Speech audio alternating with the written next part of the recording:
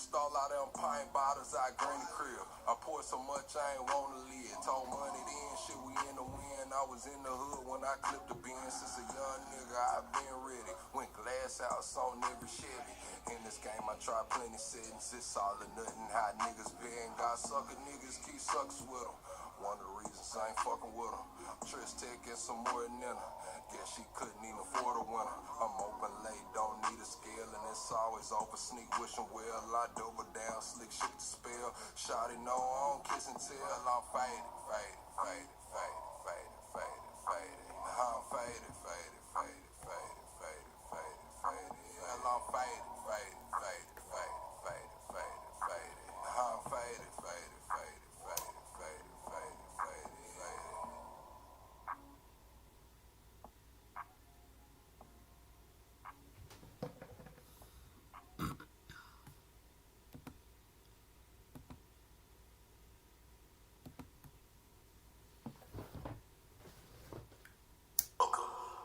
Greatest damn show on YouTube.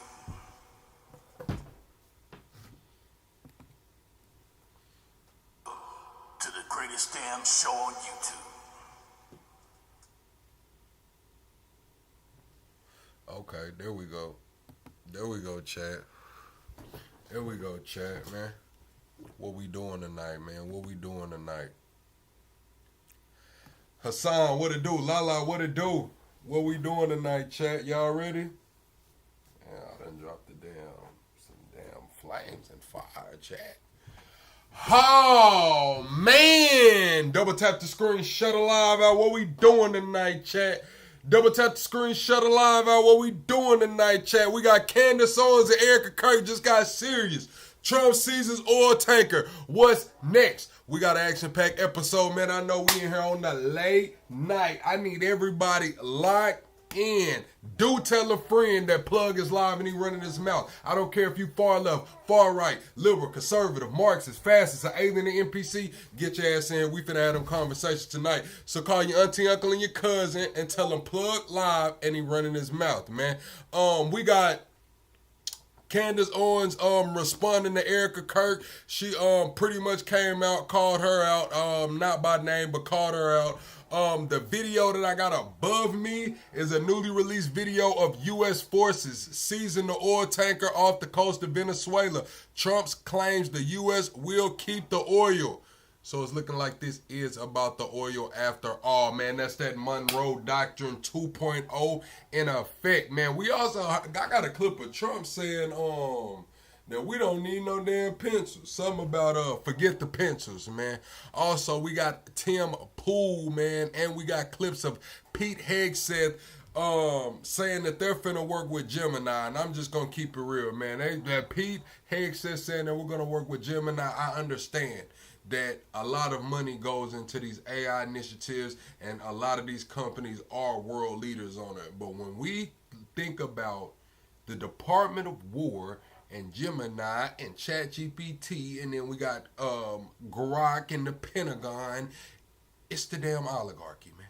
It's crazy, man. It's crazy. Also, what else do we got? We got a couple miscellaneous clips, and we have U.S. proposes a mandatory social media disclosure for the visas. U.S. Customs and Border Protection wants to require foreign visitors from 42 visa waiver nations like the UK and Japan to share 5 years of social media identifiers, recent emails, phone numbers, family details, a selfie, and more on ESTA applications. The changes follow President Trump's January Executive Order 14161 to strengthen security, man. So how do y'all feel about that, man? 42 nations, UK, Japan. You want to bring your ass over here to the United States? It's looking like they want to see 5 years of social media identifiers, man. So we're here now, chat. We're here. Think about if you shared something that would be quote unquote not of standard or give them a reason to block your travel 5 years of social media identifiers. Then they want recent emails, phone numbers of people you've been talking to, details on your family, and a selfie. That's crazy. We're gonna get into that a little bit later on. Also, we got Tucker Carlson. Tucker Carlson breaks his silence on the Charlie Kirk assassination.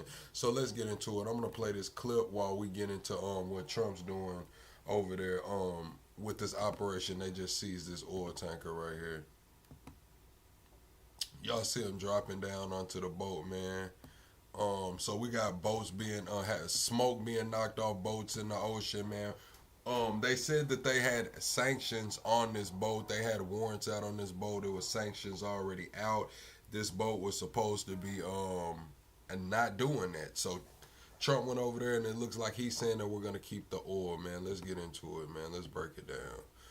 Let me see.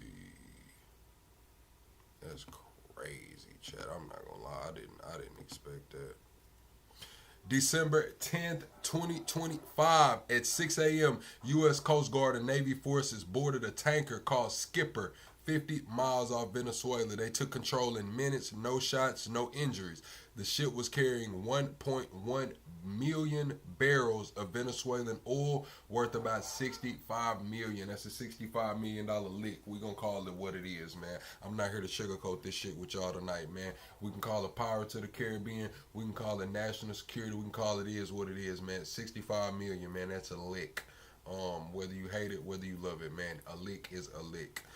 The ship and its owner have been sanctioned since 2022 for moving oil that funds Iran's Revolutionary Guards and Hezbollah. The oil was located in Venezuela around December 4th and headed first to Cuba, then to China.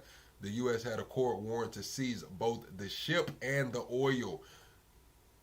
Ship and the oil, man. So it's looking like the oil was worth about $65 million. Wonder how much that oil tanker was worth, man. That's a lick, chat. That's a lick, chat.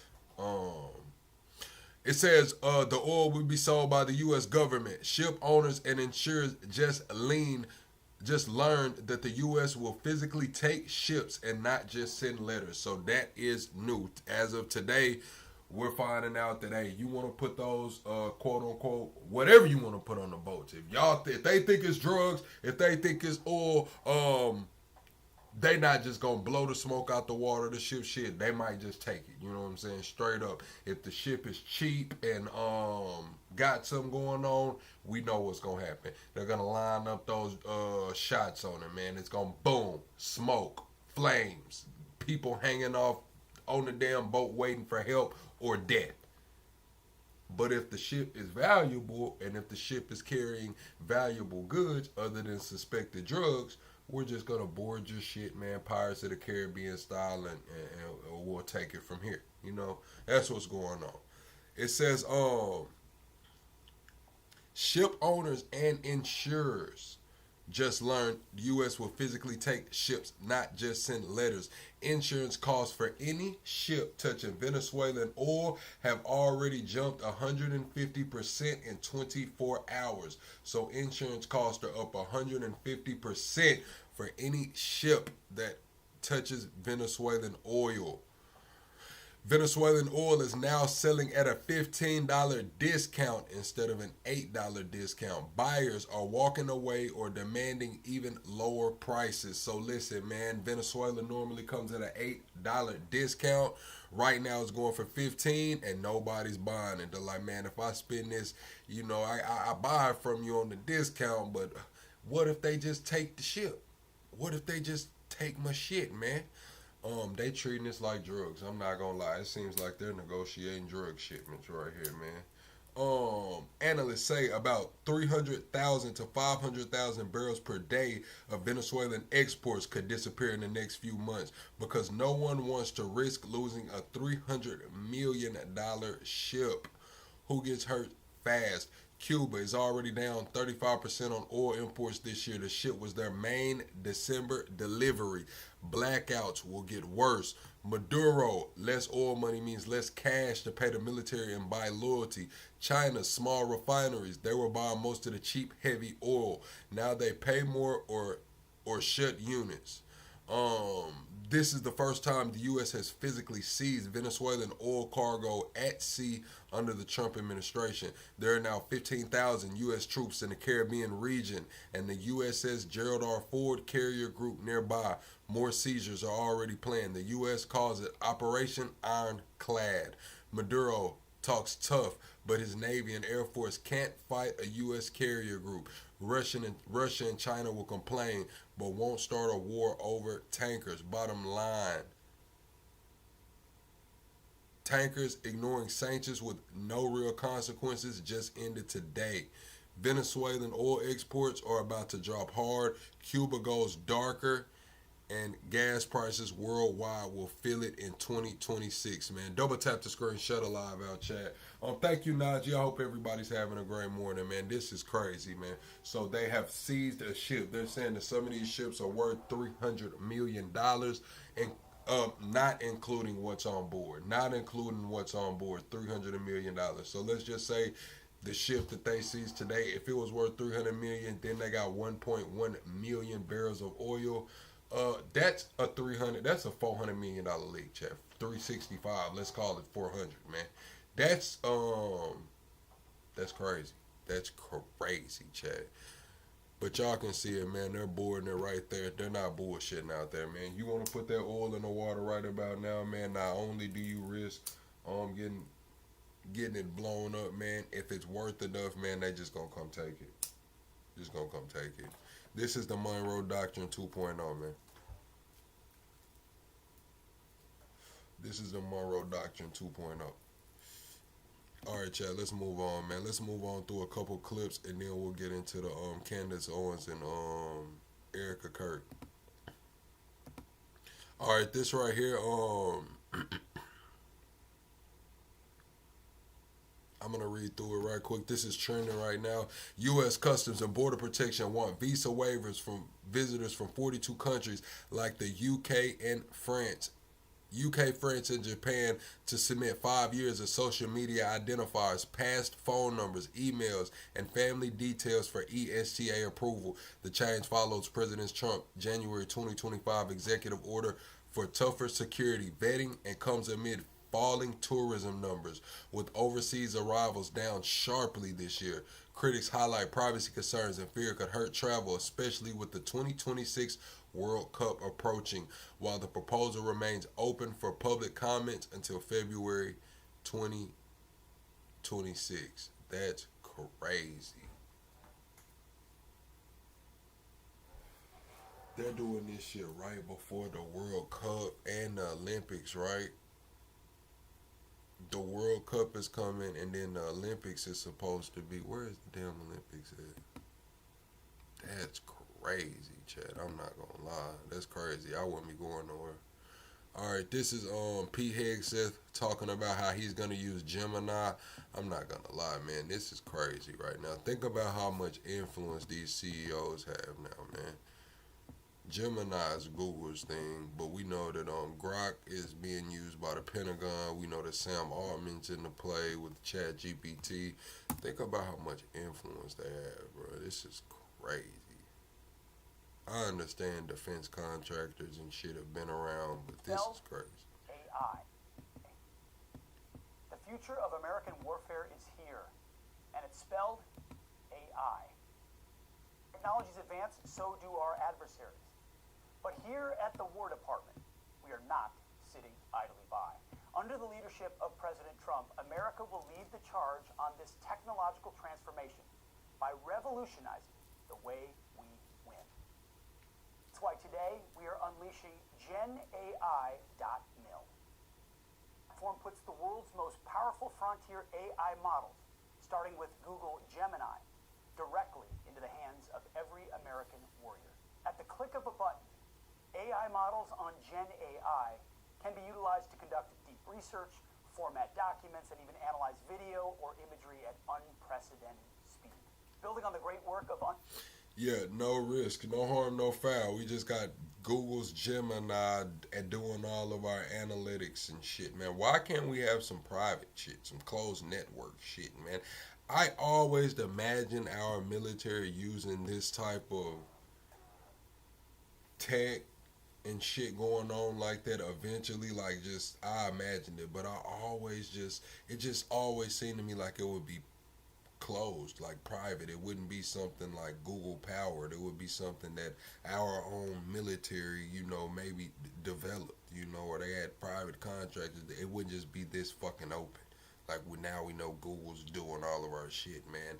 Backdoor at Google is probably wide the hell open. Let's be honest, man. Payola is alive and well here, man. These Google employees, man, get a little payola, man. Shit might be bad. Undersecretary Emil Michael and his team, we will continue to aggressively field the world's best technology to make our fighting force more lethal than ever before. All of it is American made. The possibilities with AI are endless.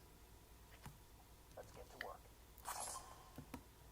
Yeah, I always thought it would just be, some different type of shit. All right, let's get into the Candace Owens and Erica Kirk. I haven't watched any of what Candace said, and I've seen a little bit of what Erica said.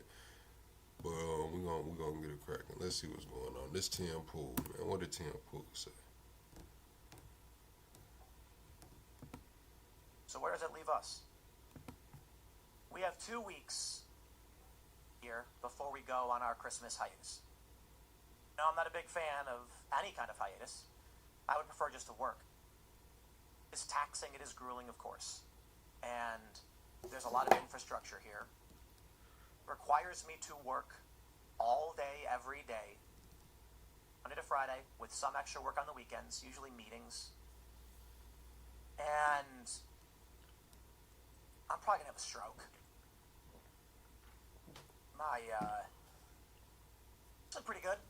My blood pressure is great. My resting heart rate is actually around, 45. I exercise quite a bit. Haven't been able to skate in the past month or two, the holidays, and,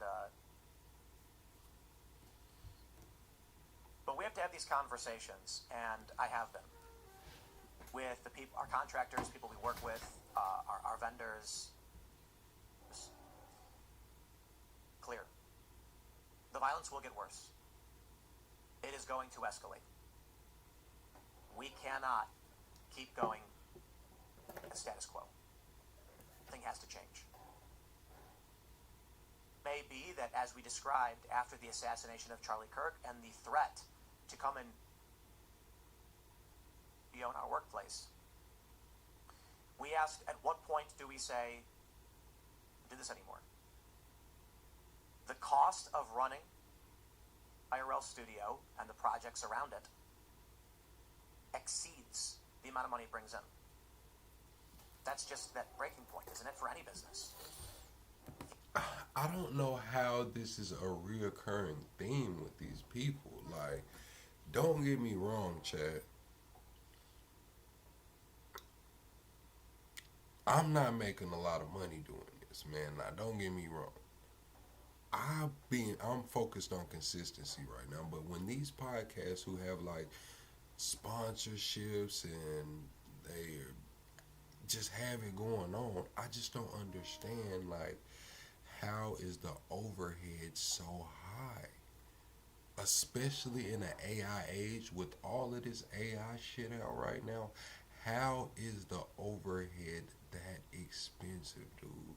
Like right now, bro, like my camera is a damn phone camera, dude. I'm on a laptop that I got off Facebook Marketplace, and we hang the fuck out, bro. I don't have any, but I just don't understand it. Like, I'm gonna tell y'all somebody who does it good though, like Anton Daniels. Like his overhead is probably one of the lowest in the game because you can just look and see. Candace is probably at home. She says she has a team of like 3-4 people, so that could get expensive paying 3-4 people. But I don't know, bro. Maybe y'all need to go get a few subscriptions to some editing AI tools, man, and or something, man. And just fuck. I don't know. If you need $100 to, run your restaurant, but you're only bringing 90, you go out of business. The issue? The cost isn't lights, is security. The escalation. It's an artificial cost. What do you mean, why they bother Iran again, Lamar? I don't know what you mean, why they bother. I don't know what that question means.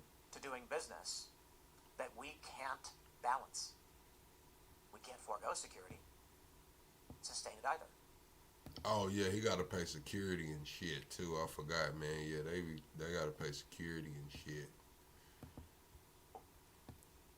Conversations with our partners. Been talking with Rumble. There may be a solution, and it's going to be rapid change very quickly. Emergency meetings. We had emergency meetings for obvious reasons. And there is a possibility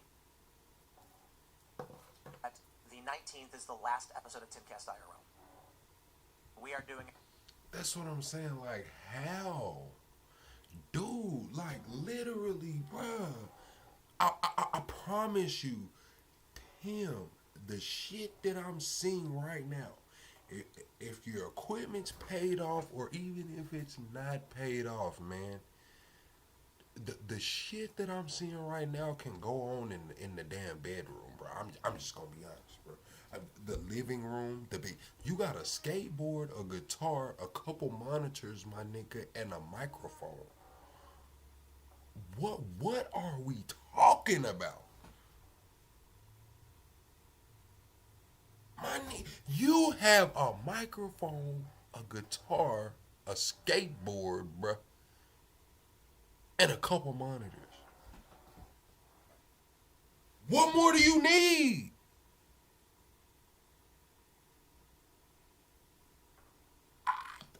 I'm just not getting it, bro. What more do you need, bro?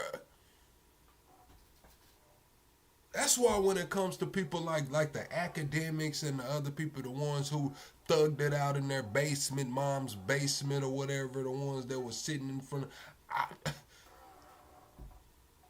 I feel them. Like, what's going on? Why is so much needed, bro? I'm just not understanding, man. I'm just not, I don't know. It's like hustling backwards. It's like hustling backwards, bro.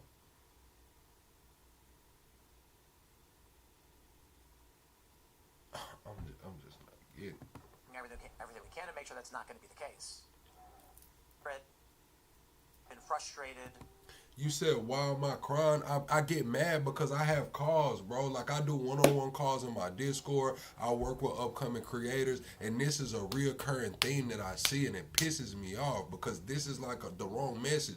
It's like, oh, I'm going to start doing my YouTube or my content when I buy this new $2,000 camera. You don't need a $2,000 camera. Oh, I'm going to start when I go get this. You don't need that shit, bro. It's like you just don't need the shit, bro. You don't. That's why I'm getting mad, because it's like he's making it seem like the overhead is so expensive, and it probably is. But if you know lean or you know Six Sigma and you know about waste reduction and shit, man, half of the shit that's going on over there can go. So many creators just don't ever get started. They never press record because they feel like they need this, they need that. It has to be this, it has to be that. No, it doesn't. It doesn't. I'm sorry, it doesn't. You just don't want to press record, dude. You just don't want to do the podcast anymore, dude. It is what it is. Disillusioned with a lot of people in politics, but that's no reason to walk away from nightly show with a tremendous success. The cost is not just money anymore. It is give my family, myself, and there are many ideas we're floating around. Now that's more real. When he say the cost of my family and myself, like what he's putting his body through, putting all of these hours in, to missing time away from his family and shit like that, the security, walking around, pulling up, you know, cutting the brights on when you looking outside, you know, getting out, you know, making sure everything before you walk in. Living like a damn drug dealer, if you want to be honest. You know what I'm saying? When you doing shit like that, it kind of probably feels like you living like you got some bricks in the crib and you ain't got no bricks, man. That's more honesty. But just to say, man, like the overhead is killing me, so I'm finna kill the show. No, you keep the show going. Just take that shit to the house. You know what I'm saying? Like, I don't want people to feel like they can't get started because they need this or they need that. No, you don't, bro. Like, you don't, bro. Like, just press record, bro. Just press record and keep pressing record until you figure it out, until you get better. Just that's all it is, man. You will never get better. You will never do anything until you press record. Whether you have $100,000 camera or whether you using your damn phone, you will never put any content out until you press record. It's crazy. All right, let's see what Erica said.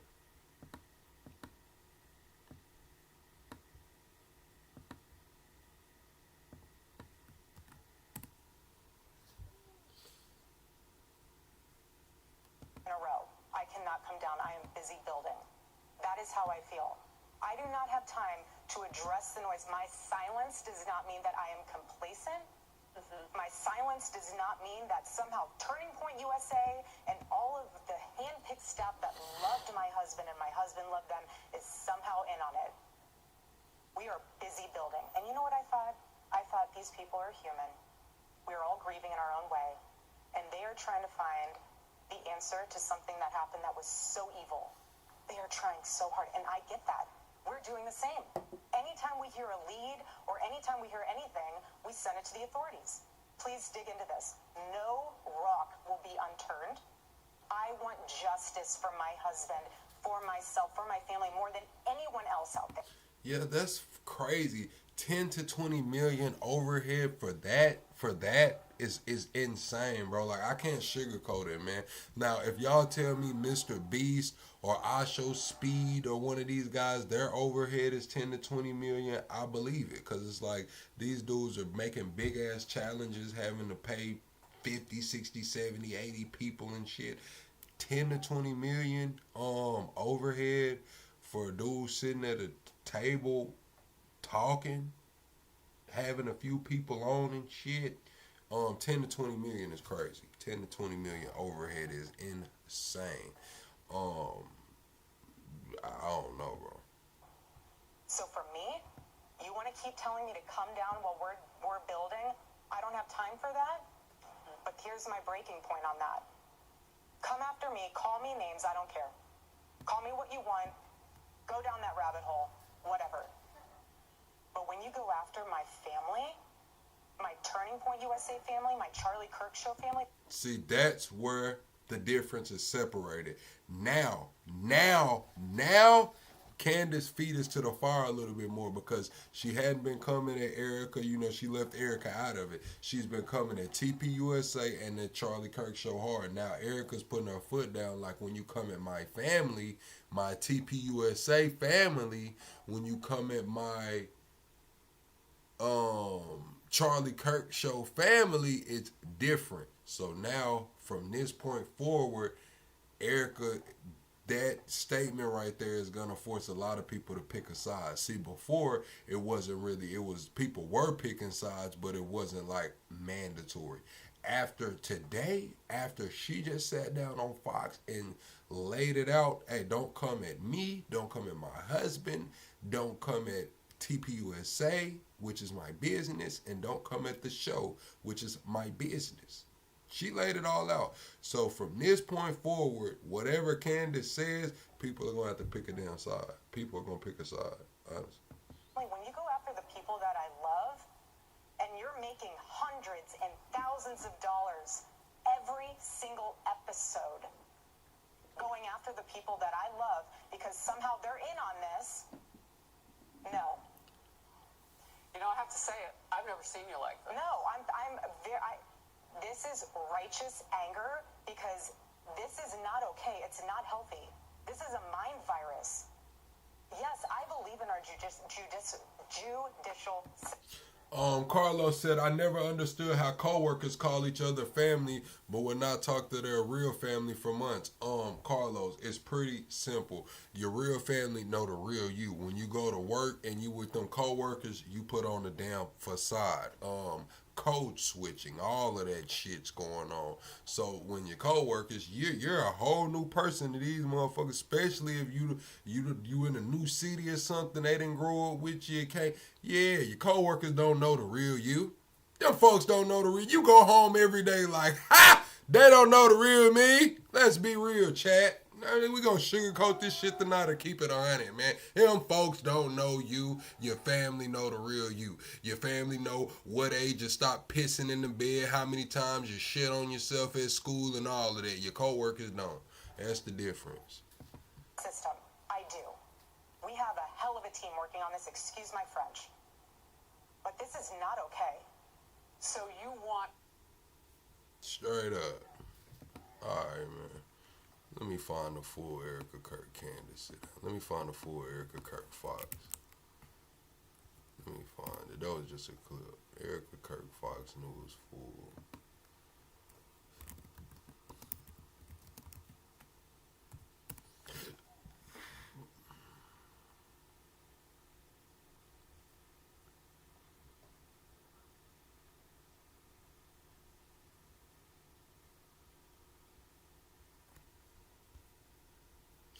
I guess that is pretty much the most of all of it, because I'm not finding any longer clips. Alright, we'll get into the Candace then. Let's see Candace respond.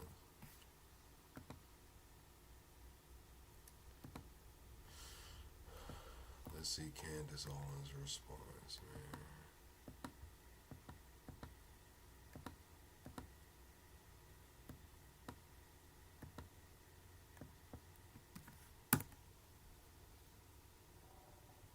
Okay, you guys. Now, I wasn't sure about Erica. I was waiting. Oh, shit. Now you wasn't sure about her. Oh, no, man. Not starting off the show saying Okay, you guys. sure Now, about her. I wasn't sure about Erica. I was waiting, kind of a situation for her to be in, obviously, having lost her husband. Oh, they calling this the Streamer Wars, chat. They calling it the Streamer Wars, man. Candace, Tim Pool, they said it's been a coordinated effort within minutes of the Erica Kirk interview dropping, a clip dropping. All of the conservative influencers did a coordinated attack on Candace on X. They actually used the same headlines, the same terminologies and everything. Scorched earth is the actual terms. Becoming the CEO and the chairman of a company. It's just a lot of transition, and it's nice to wait for more information before you prejudge or just make an assumption about somebody and it maybe is not based in reality. Well, we are getting a lot more of Erica Kirk this week. I'll tell you that, because she has been doing the rounds in the media really over the last couple of weeks, and she just gave an interview live with Harris Faulkner on Fox News where she finally addressed the quote-unquote conspiracy theories. And I have to say this because it's true, but it completely missed the mark. For me, I am sorry, it just has. But the good news is that she is now unmurkying the water in terms of her intentions with this massive political organization. That's good news, truly, because we knew Charlie, and now we are getting an opportunity to know Erica. Plus, later on in the show, it's Knives Out for Tucker Carlson. As always, he's trending right now because he has officially waded into the Who Killed Charlie Kirk narrative. And since he is not a bought and paid for Fed, he is siding with not just the American people worldwide. But he's not buying the... Let me see if I can get y'all some volume, man. I got it high as hell. narrative, and there are some lingering questions. And he confirms what I told you about the Egyptian planes. So let's jump right back into this. Welcome back to Candace. Right? That was my stance. She hasn't actually said anything yet. Give her a chance, okay? And now she's making the rounds in the press because Charlie's book, his posthumous book, is coming out about the Sabbath, and she's speaking about the... They finna treat that bad boy like Malcolm X book too, watch. I wanted to Charlie Kirk write his own book, or is it gonna be like as told by quote unquote conspiracies as she sits down with a lot of these news anchors? So first and foremost, she's sitting down here with Harris Faulkner, and I just want to show you a couple of clips from this sit down, which is now trending. And she begins by addressing the question, which has been in the air, regarding where Charlie Kirk is buried. That question resurfaced this week in a big way because Milo Yiannopoulos and a few others have asserted with absolute certainty that Charlie has not yet been buried. That's what they're saying. They say they have proof of that. And at first, Harris Faulkner is asking about that claim. Appreciate that, Dorsey. To me, about this part of the conspiracies that are out there, this disturbing part that people are trying to guess where Charlie is. Can I have one thing? Can I have one? Man, Top Cat, you got it fucked up if you don't think that people or a certain group of people are gonna treat this Charlie Kirk posthumous autobiography, whatever it is, like Malcolm X book, man. It's gonna be in everybody. Every time you see somebody that wants to get on their journey or whatever, what's the first book they pick up, man? They pick up that Malcolm X as told by Alex Hadley, or I think that's his name, Hadley, whatever, man. You don't think this Charlie Kirk book is finna be around like that, man? Man, listen, Top Cat, watch. Get with me in a year and a half, 2 years, man. Once this Charlie Kirk book listen, man, they finna be walking around with that bad boy. Watch. One thing. Can my children have one thing? Everything was. Thank you, Carlos. We will be building. Thank you, Lala. What's up, OG pal? At Turning Point USA, and it will be for the world to see, and it will be spectacular, and it will have basically museum style for our Charlie, for my Charlie. But can I have one thing? Can my babies have one thing where we hold it sacred, where my husband is What's up, Classified? Where I don't have to be worried about some secular revolutionary coming and destroying my husband's grave while my daughter is sitting there praying. One thing. This is my husband. Yes, he was Charlie Kirk to the world, and I know so many people love my husband, and I am grateful for that. But this is my What it do, husband, Darkin? and I want to be able to have one thing left that is sacred to our family, to my in-laws, to my babies, and to my parents. One thing. Okay, so on its face, I actually agree with that. I think that when people are being buried and where they're being buried. Yeah, so, I seen somebody say Erica didn't have a problem till Candace started coming at the money. I'm going to be honest with you. That's probably what it is. I'm going to be honest with you. That got something to do with it because that's a legacy, too. That's their well-being. You know what I'm saying?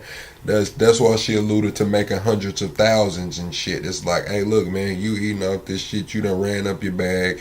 It's time for us to, do what the hell we came to do. You know what I'm saying?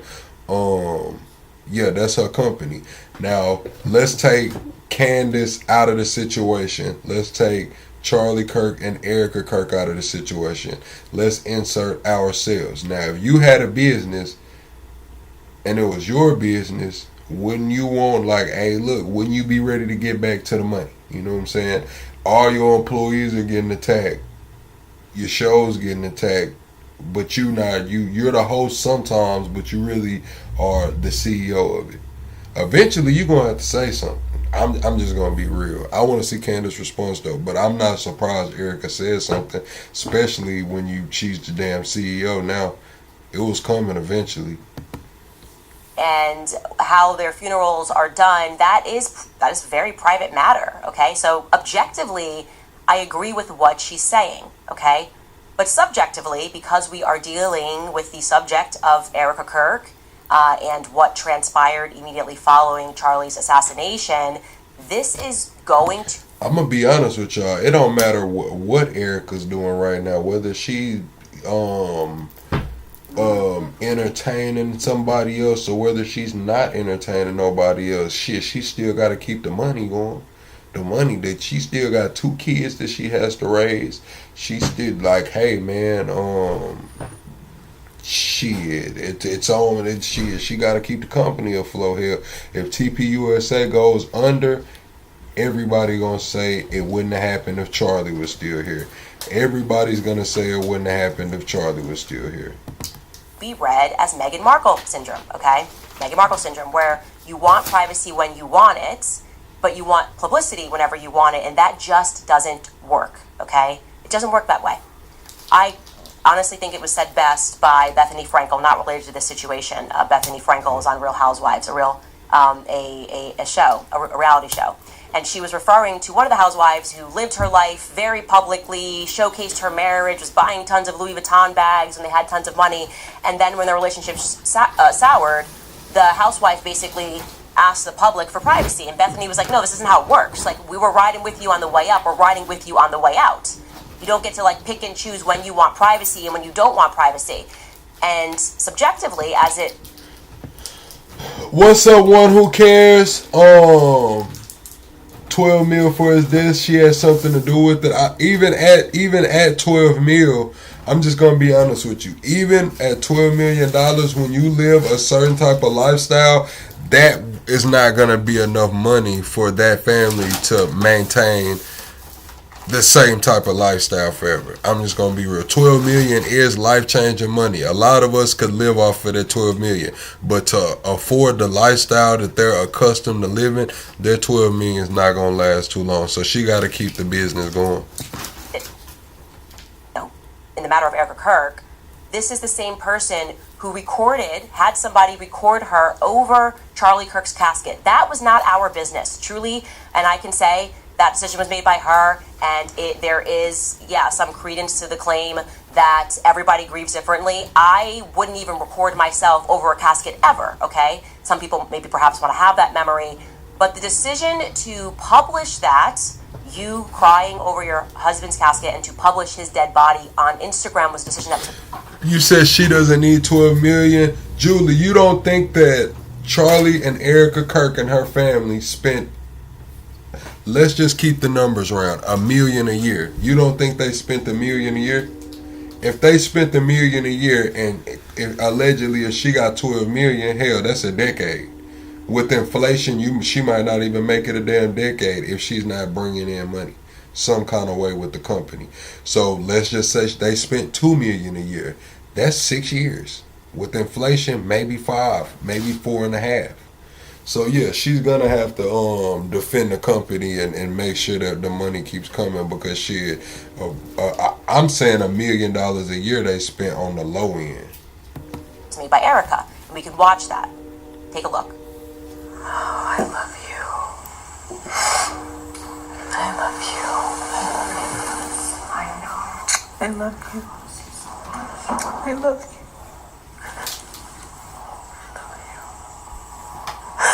God bless you.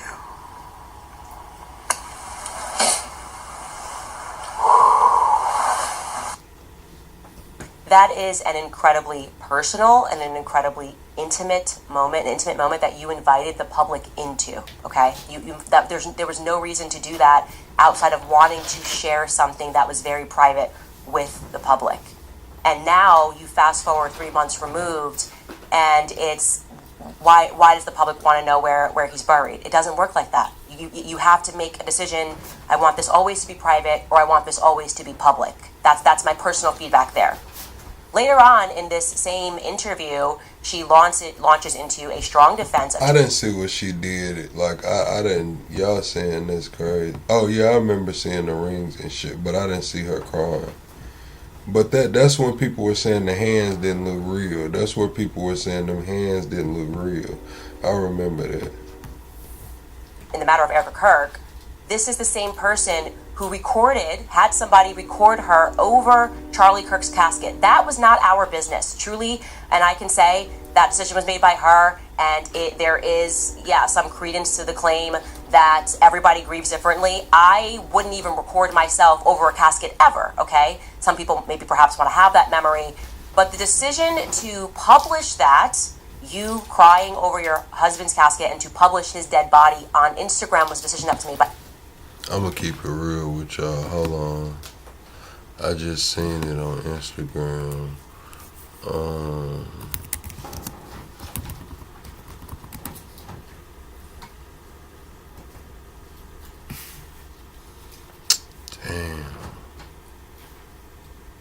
damn. I'm gonna try to find it, chat.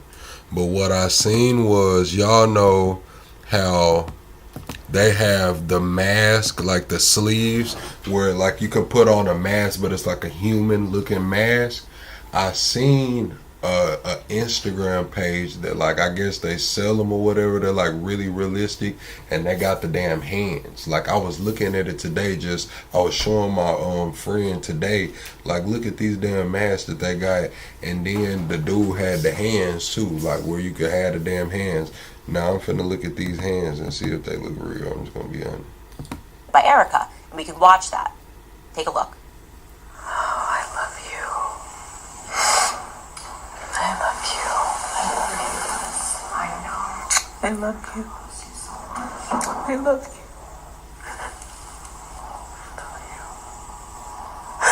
God bless you.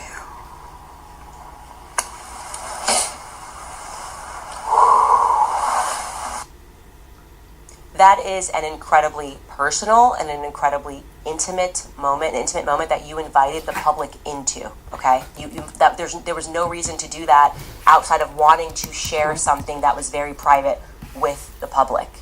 And now you fast forward 3 months removed, and it's why does the public want to know where he's buried? It doesn't work like that. You have to make a decision. I want this always to be private, or I want this always to be public. That's my personal feedback there. Later on in this same interview, she launches into a strong defense of Turning Point USA employees who have, just as a matter of fact, told many lies, many inconsistencies. These are verifiable. So they are currently lying to the public, or they have lied to the public, but she is going to deliver quite an impassioned defense regarding these particular individuals and the organization as a whole, and I want you to hear her passion. Take a listen. Taking from you right now. Nothing. But I will tell you what they are doing. It reminds me so much of chapter 6 in the book of Nehemiah. He is building a wall, and the townspeople are at the base of that hill saying, Nehemiah, calling him all these names, saying all these things, come on down. Every single time he had the same message 4 times in a row. I cannot come down. I am busy building. That is how I feel. I do not have time to address the noise. My silence does not mean that I am complacent. My silence does not mean that somehow Turning Point USA and all of the hand-picked staff that loved my husband and my husband loved them is somehow in on it. We are busy building. And you know what I thought? I thought these people are human. We are all grieving in our own way. And they are trying to find the answer to something that happened that was so evil. They are trying so hard. And I get that. We're doing the same. Anytime we hear a lead or anytime we hear anything, we send it to the authorities. Please dig into this. No rock will be unturned.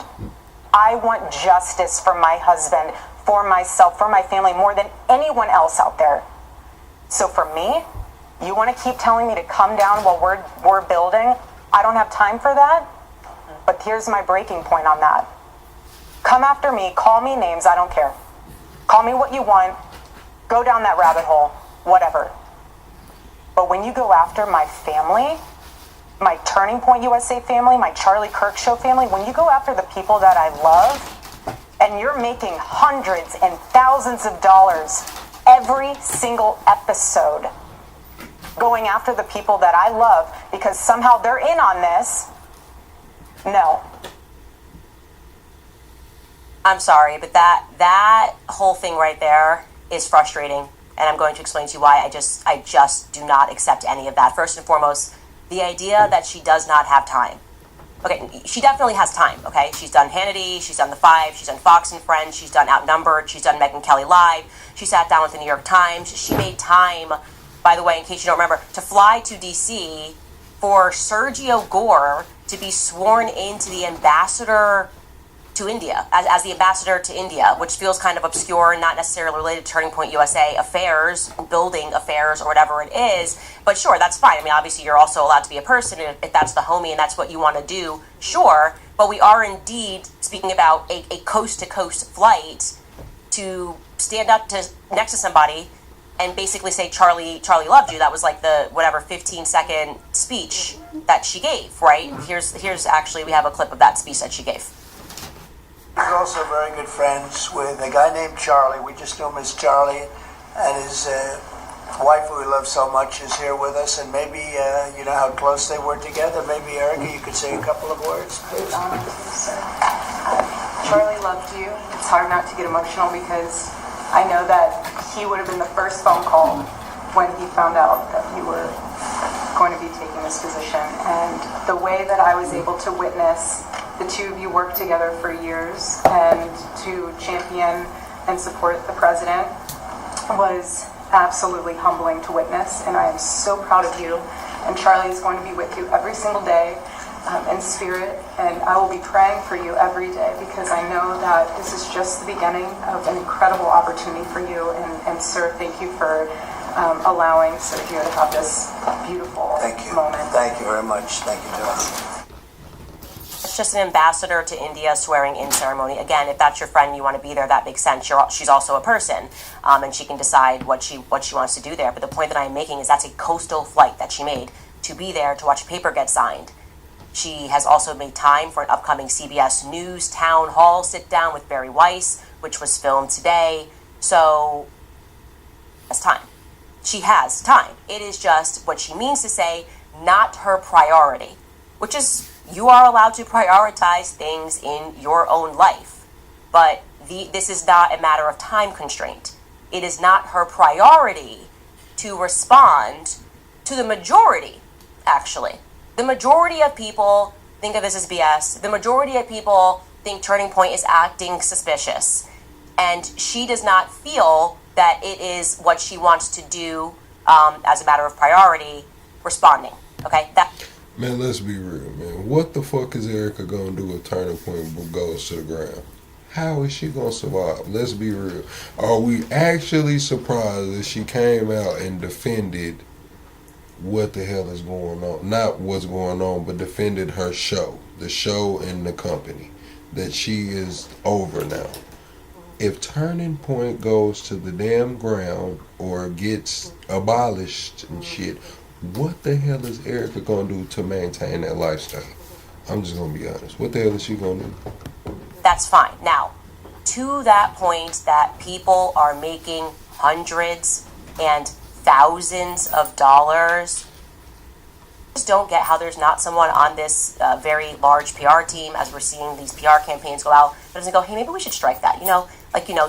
They made $40 million like 2 nights ago at Mar-a-Lago. Maybe that feels kind of a little bit like let them eat cake-ish. Oh, and we've made more than, separately from Mar-a-Lago, Turning Point USA, since Charlie was killed, just so you guys know this is a fact, has made more than $100 million. That is separate from the $40 million they made at Mar-a-Lago the other night. So since Charlie has died, that organization has taken in $140 million. But gosh darn you people that are making hundreds of dollars every day on YouTube about Charlie Kirk's assassination and the BS narrative that is being fed and the very obvious psychological operation. Nah, Candace, that's not what she said, homie. I'm just gonna keep it real. She said hundreds of thousands of dollars. Hundreds of thousands of dollars. See, I'm not even making hundreds of dollars yet. You know what I'm saying? Like, we still getting the quarters and the dollars and shit. You know what I'm saying? But that's all right. Hundreds of thousands of dollars is. It's only a couple of y'all, man. I think you might be the only one making hundreds of thousands per episode. Yeah, that might only be you, Candace. I'm gonna be real. You big dog right now. And that is being employed to make you accept the BS that they are trying to sell to us. Gosh darn you. Thousands? Did you make $1,000 today? Speaking about Charlie Kirk? Well, you should be ashamed of yourself, says Turning Point USA, who in large part made that money because of those very people who gave to the organization immediately following Charlie Kirk's assassination. And the thing that is... Oh, no. Candace is probably making 100,000 episode. I'm just gonna be all the way honest with you. We're gonna have to understand that everything that Candace has going on, she has those sponsorships. She's garnering. Candace is doing like anywhere between 100 to 200 to 250,000 viewers per while she's live. 1,000,000 views on a hour live stream. 1,000,000 views on an hour live stream. A lot of those views are on the playback. So you got ad revenue, you got the sponsorships, you have her selling her damn merchandise, you have you have the super chats. She's probably making 10 to 20,000 just in super chats on a good day. I believe she's probably making 100,000. Now, I'm not saying hundreds of thousands, but she's probably making a good $50,000 to $100,000 every time she press live, man. Straight up, Candace getting to it, man. She's in her bag. She's in her bag right now. The absurd about that is trying to almost like, I want to be clear that Turning Point USA is my family. The Charlie Kirk show is my family. You know, like she's just expanding the wings of people that we're not allowed to critique because they're in the family. If you call them fam, you can't critique them, right? I'm sorry. We actually are showing a clip of Rob McCoy defending a pedophile or trying to launder the reputation of that's fam. That's the CK show fam. Oh, I'm sorry. Nah, this is not a blunt right now, Chad. This is a cigar. You know what I'm saying? This is a cigar. Smoking a cigar, allegedly. I just still cover it up. I cover it up because, in case I get a sponsor too, you know what I'm saying? I want them to know I ain't got to just, you know what I mean? Right now, we ain't got no fun. We are actually pointing to the fact that we know for certain that this person or organization is sexual deviant. That's fam. That is my. Don't you get me upset. I know that this is a now $150 million in the last 3-month organization, and we employ tons of people. But you can't critique. You can't critique the fam. And I hate to say this, but I'm going to be very clear here. This is why there are many people who do not believe that women are equipped to lead companies, because what you are watching here is an unbelievably emotional response that is absent of any logic. Okay. If you really care about your team, answer the questions, okay? Just demystify the entire event. Come out, sit down, answer the questions so people don't think Turning Point USA looks so suspicious. Don't try to mom the organization and say, well, mother's upset because people are coming after her kids and all of the multi-million-dollar subsidiaries. That's my children, okay? The multi-million-dollar subsidiaries, Turning Point, like Turning Point Action, all that, those are my kids, so you can't critique them. A good idea, okay? It may work in PR world. You guys, I know how it's an obvious PR campaign. It's never been more obvious of a psychological operation. I actually wish they would put me on payroll so I could help them make these things look more organic than having every single person that has been telling us to stop asking questions all make the exact same video within 4 seconds of each other, being like, whoa! Whoa, Erica Kirk shuts down no, she didn't even The actual term was Erica Kirk went scorched earth on Candace Owens. Who actually said scorched earth? I've never heard anyone in my life say those words together. I'm just gonna be real. Now on YouTube, I don't think I've heard anyone say it. I've seen it in titles a lot, but I've scorched earth, bruh. Respond to one of the conspiracies. She gave us emotion. She said, I'm a mother, I am a wife, and we never asked about whether she was mother or wife. We want to know if she is a CEO and a chairman. And a CEO and a chairman has to compartmentalize. A CEO and a chairman cannot respond to valid questions and critiques about finances, about shady actions that are being taken by people that require presidential pardons, people that are meaningfully asking why we are not getting a clear answer of what took place on September 10th. A CEO, okay, does not get to respond and say, family. Cold Skate God, welcome to Plugged In. You just got access to 300 past live streams plus some cool ass emojis. Members, drop the emojis and show Cold Skate, the emojis he got access to, man. Welcome in, Cold Skate. Okay, that's the energy of what I would expect from a mother speaking to a teacher, which I was this mom. Like, that's my kid, okay? And I'll shut this down right now. That's my child. This is not a child.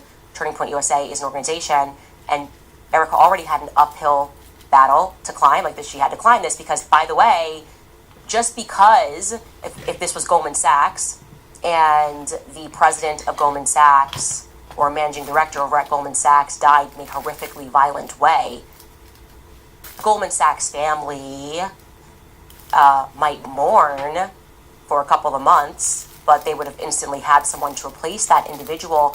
And beyond that, they would have never accepted the public and the people that are investing money. They would have never accepted, well, he's gone, but here's his wife.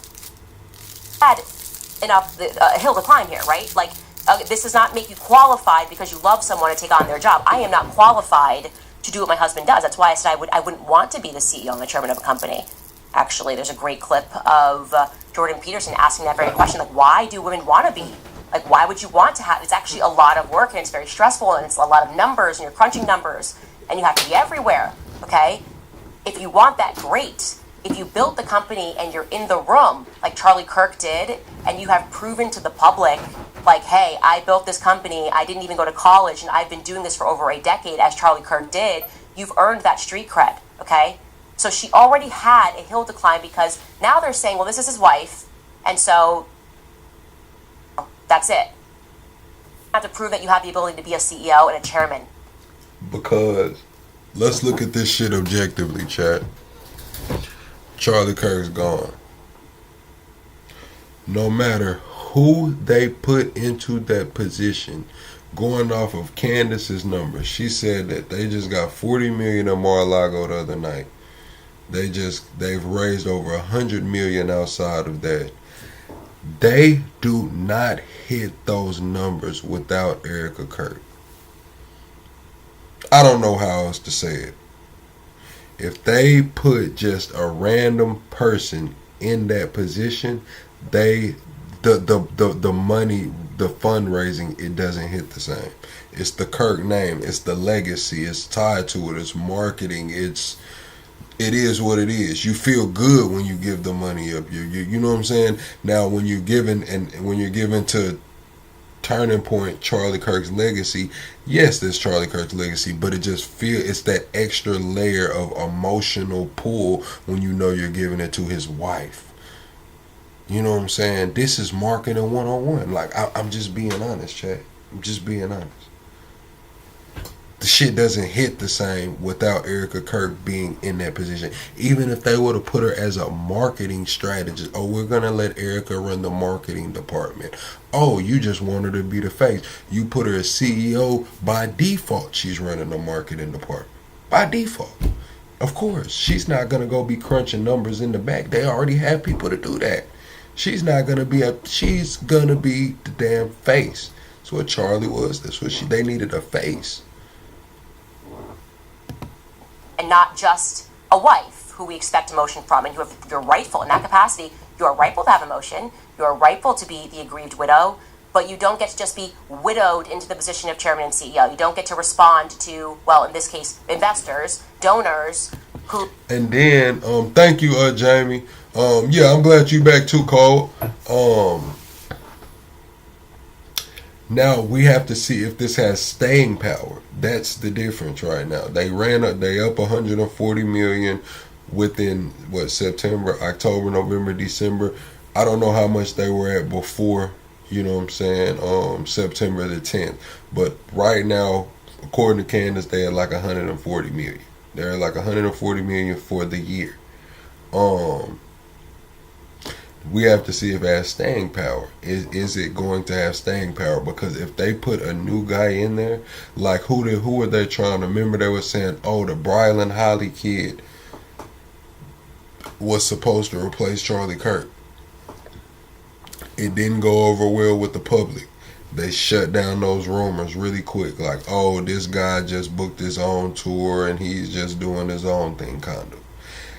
Had that stuck though, had that stuck really hard, and everybody was like, "Oh, we love Brylan, and he's taking over," you know what I'm saying, for Charlie.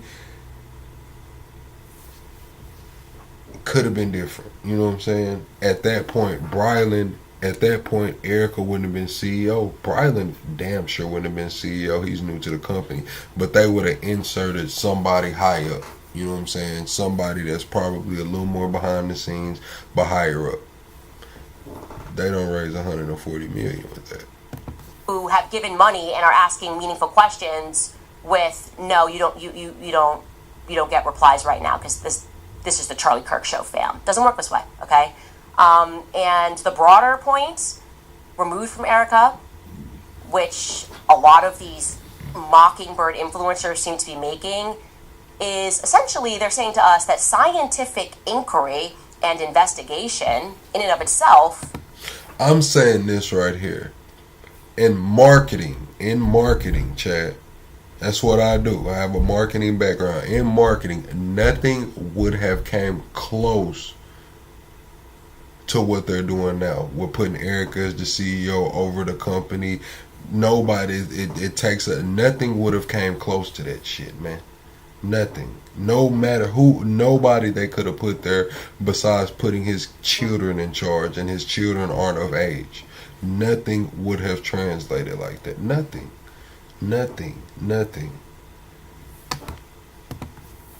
Patently wrong, right? Essentially, we should just trust the state. Don't believe your own instincts. Don't believe your own eyes. Don't ask any questions. And I really want to stress to you guys how utterly ridiculous that logic is, right? Because if we followed that logic in any other situation, there would never be a crime solved ever, okay? If we just ascribe to the idea that scientific investigation is on its face wrong, work. I'll give you a crappy analogy here, but imagine if there's like some young mother, she dies suddenly in the middle of the night, presumably in the middle of the night, and her husband is the first one to report it in the morning, and the cops show up, who happen to be his buddies. They get there, and then they dramatically close the case in 48 hours, and neighbors are like, wait a minute, excuse me, officers, actually, you might want to know some other facts here about this guy, like, you know, he's in the mafia. These people would be like, how dare you question the people closest to, he loved her, that's his wife. Being a gang member is not evidence. Why are you saying he's a gang member? It's not evidence. And you get another nosy neighbor who produces evidence that in the middle of the night before she died, they saw the guy outside, the husband outside, removing cameras in the front yard. Evidence. Saw him go out and he put something in his car in the trunk. He was looking shady. That's not evidence. How dare you find that to be suspicious? Nosy neighbors start discussing, and they were like, hey, we heard them. They were having actually a heated argument before she was found dead. I think it was about money. All of a sudden, the next thing you know, you got Allie Stuckey from the HOA. She blasts out an email, and she says, it's unbiblical. It's unbiblical to gossip. Hearing an argument is not hard evidence. You have no right to discuss it. Yeah, we're the nosy neighbors, okay? We put together a list of 20 verifiable lies. What's up, Kate? Told in the weeks following this sudden death event. Yeah, we have some questions. So we're not going to accept Tim Pool jumping on the airwaves with big estrogen energy telling us we're evil because we have like school board elections next Thursday. We're the nosy neighbors. We don't care about the elections coming up. We want to know whether or not we are in bed with people who are capable of murder, people that are capable of covering up murders. Actually, we, the nosy neighbors, feel a little bit less safe in this neighborhood until we know whether or not there are some psychopathic killers in our midst. How about that? That's how I feel. That's how a lot of people feel right now, so I want to express that. And this psychological campaign filled with emotional manipulation and how dare you, and the aggrieved widow speaks, and so you're not allowed to question a $150 million organization. No, I reject it. I reject that 100%.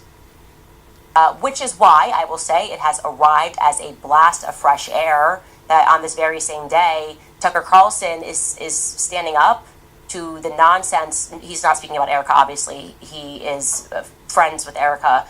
But just the nonsense of what the FBI is saying, he's leading in and saying, yeah, the FBI is not being clear in what happened, and I have questions because and I think it feels like a What's fresh up, air, a blast Laurie? of fresh air, because and I know many people at home, all of these people that we followed and we thought that they were heroes. We spoke about Maduro a little bit earlier. We're gonna get into it probably here in a little bit, chat. I'm feeling, I'm not really tired tonight. We might do a longer stream tonight. But I need everybody to double tap the screen, get us in the algorithm, man. Double tap the screen. Be sure to like the video. We are 25 subscribers away from the next sub goal. Share this to the last person you text, your timeline. I don't care, man. Let's get in here. Heroes, and suddenly this assassination has exposed them all to be frauds. Like for the right price, they will join Operation Mockingbird. For me personally, that is how I feel, okay? Like people in the military that I thought were forthright, people that were journalists that I thought were forthright. I just am so let down, and I don't think I would have been able to handle if Tucker Carlson was among those people. Need hard evidence! As if the killer's going to walk in and be like, okay, here's how I did it, okay? I'm going to give you the hard evidence. I was here, there. Like, what? What's up, Tony? Instead, Tucker Carlson is coming out and he is blasting the corporate and the Fed narrative with common sense. He joined Theo Vaughn, and here is what he had to say. Take a listen. Understand the official story at all. Of this assassination? I don't understand it, and I want to make sure that there is a truly rigorous and honest federal investigation of it, and I'm definitely concerned about that. A. B. I think that I don't know many of the details, but I know that recently Candace said that Egyptian registered aircraft were following Erica Kirk, Charlie's widow, around for a number of years in different places in the world. That's one of the weirdest things I've ever heard, and I just want to say that is factually true. That's true.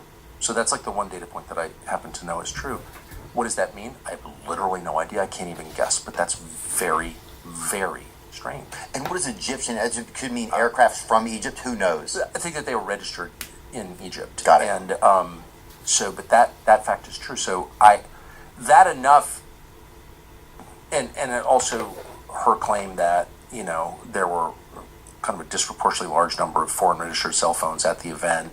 That's also true. So what does that add up to? I don't know, but it means that the FBI has a moral and legal obligation to look in every direction and to be open-minded as you would in any investigation, in journalism, in science. It's all the same process. I don't know the answer, and I'm going to sift through everything as open-mindedly as I can, as honestly as I can, to get to what the truth is. That's science, that's law enforcement, that's journalism. It's all the same. That's justice.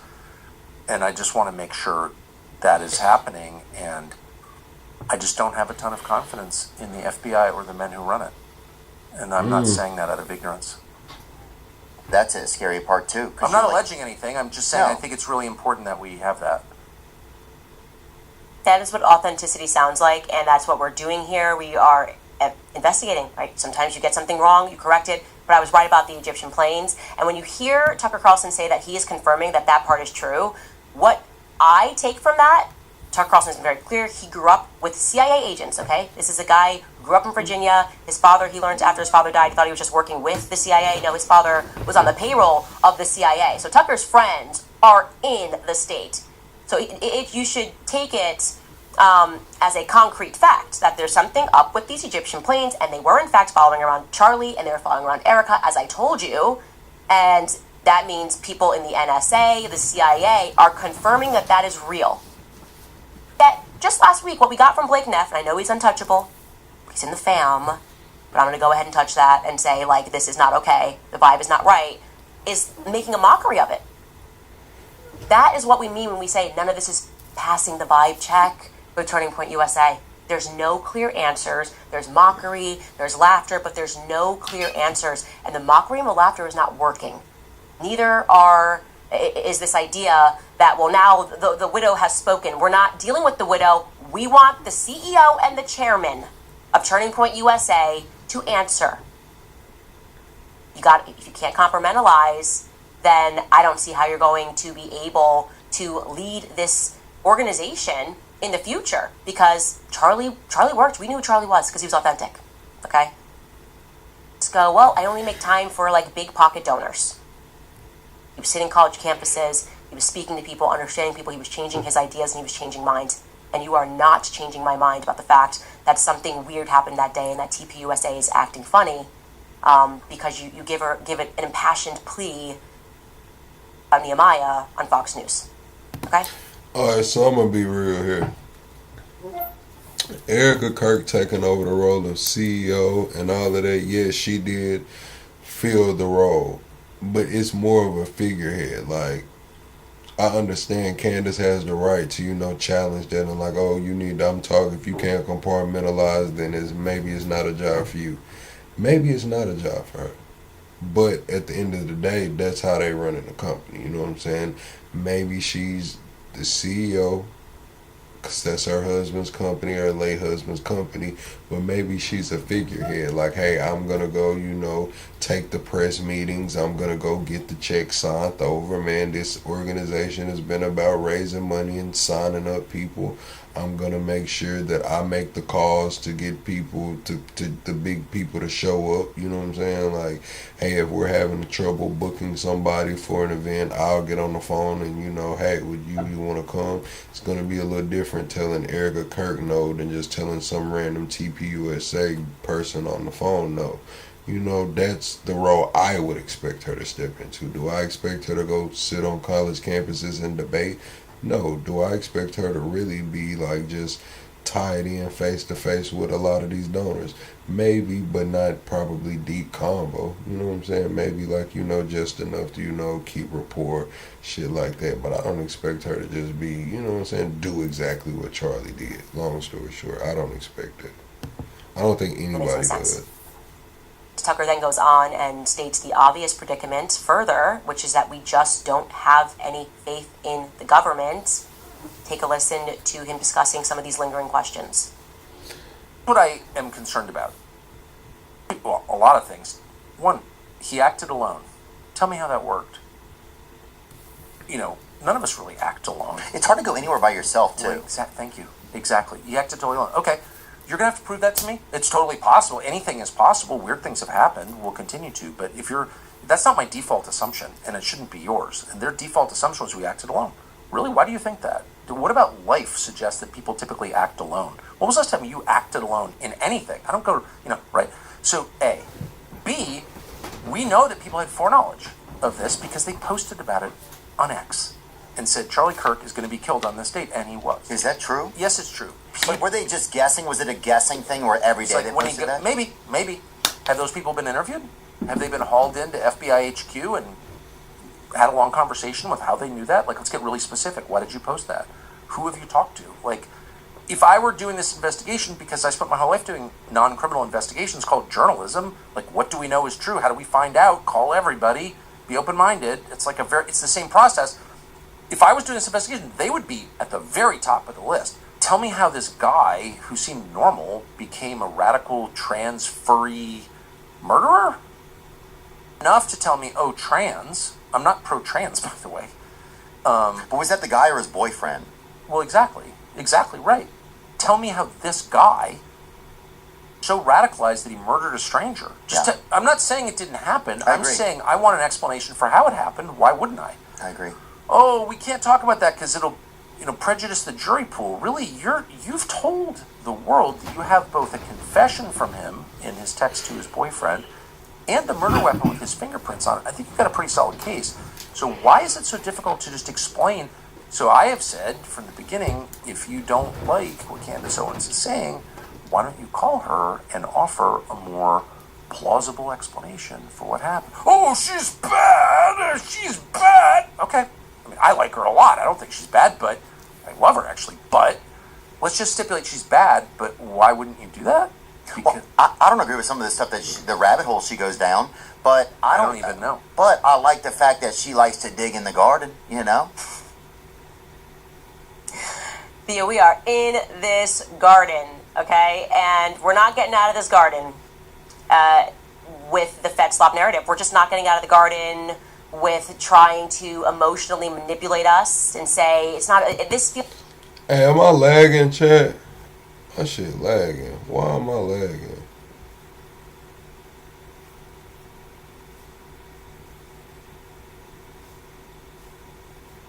I still lagging.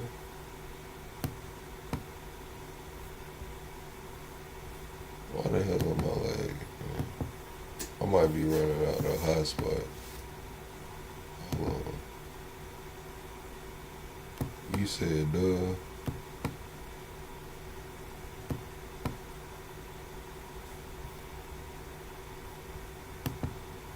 Am I lagging, chat? Yeah, I'm lagging. Dang. Yeah, it might be all bad. Feels like COVID, right? It's not like COVID-19. It's like Candace 19. It's another fake. They're saying it's a fake virus. Like, oh, you got infected. You just can't do it. 6 feet social distancing from Candace Owens. We're gonna get every influencer on social media. 6 feet social distancing. Save lives. What are you, a grandma killer? What, you just don't like him? They what? And then Tim's all fired up. And she's a C-word. People are gonna die if you don't get this vaccine. And I'm like, I feel like maybe the government's not telling us the truth. We're right back to that, but it's Candace 19. It's Candace 19. That's what it is. And they think that it maybe if they put the little 6 feet social distancing pads in the grocery store, that the PSYOP will win and make us believe that this is like... Yeah, it's lagging, man. This shit crazy. I don't know why, man. I guess I'm gonna open up the phone lines. That's what we gonna do. We gonna open up the damn phone lines. Hell, to hell with it. We gonna open up the phone lines, man.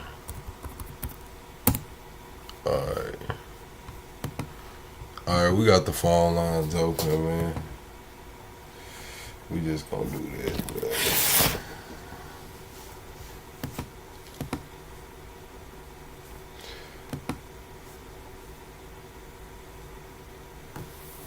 Anybody want to call in, man? We got the phone lines open. Oh, let me pin it. What's up, Laurie?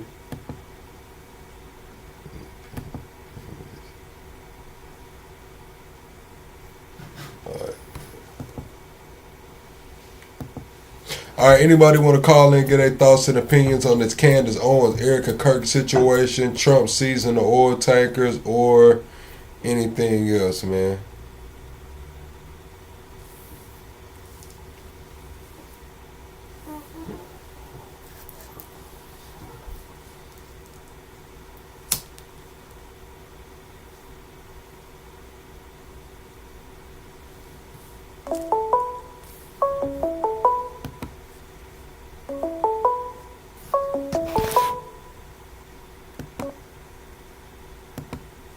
Max Payne.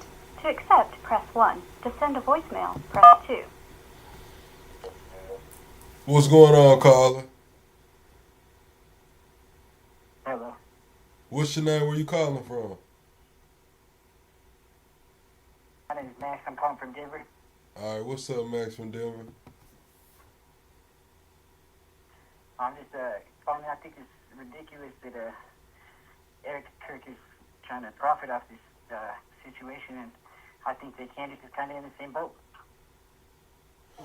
Okay, so how would you think that they should have handled it?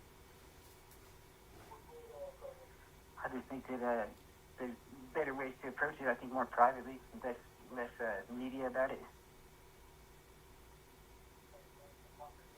Okay, all right. Anything else you want to get into? If you wanted to say that, that's just a short thought. Okay, I appreciate you calling. Thank you, man. You got a good show. I like it. I just subscribe. All right now. All right.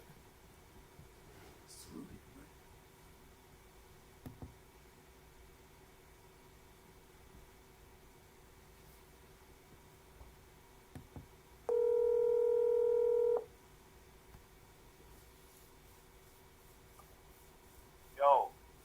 What's going on, caller? What's your name? Where you calling from? My name's Doomshop, from Chicago, Okay. It's such a great place out here, it's magnificent. Okay. I've been to wake up in the Chicago morning quite and a I few think to times. myself, I like Chicago. it's a multicultural, you know, you can call it heaven. But let's talk about this whole Candace Owens situation. Honestly, what I'm thinking is that Candace Owens is a little bit schizophrenic, and I think she's kind of milking the situation a bit too much. You know, like she's not really saying anything without any concrete proof. I'm not like gonna say that maybe Israel didn't kill Charlie Kirk. Maybe they did, but Mossad is very good at their jobs. So let's say they did. How the fuck are we gonna know? And even if they did, what do we do from here on out? You know, so I just want to hear your opinions on that. Like, what's your? My opinion is Candace is the hottest thing on the internet right now. She knows she's the hottest thing on the internet right now. And this was her friend. She does do investigative journalism, has for a while. And now to tie that all together on how I honestly feel about it, it's kind of like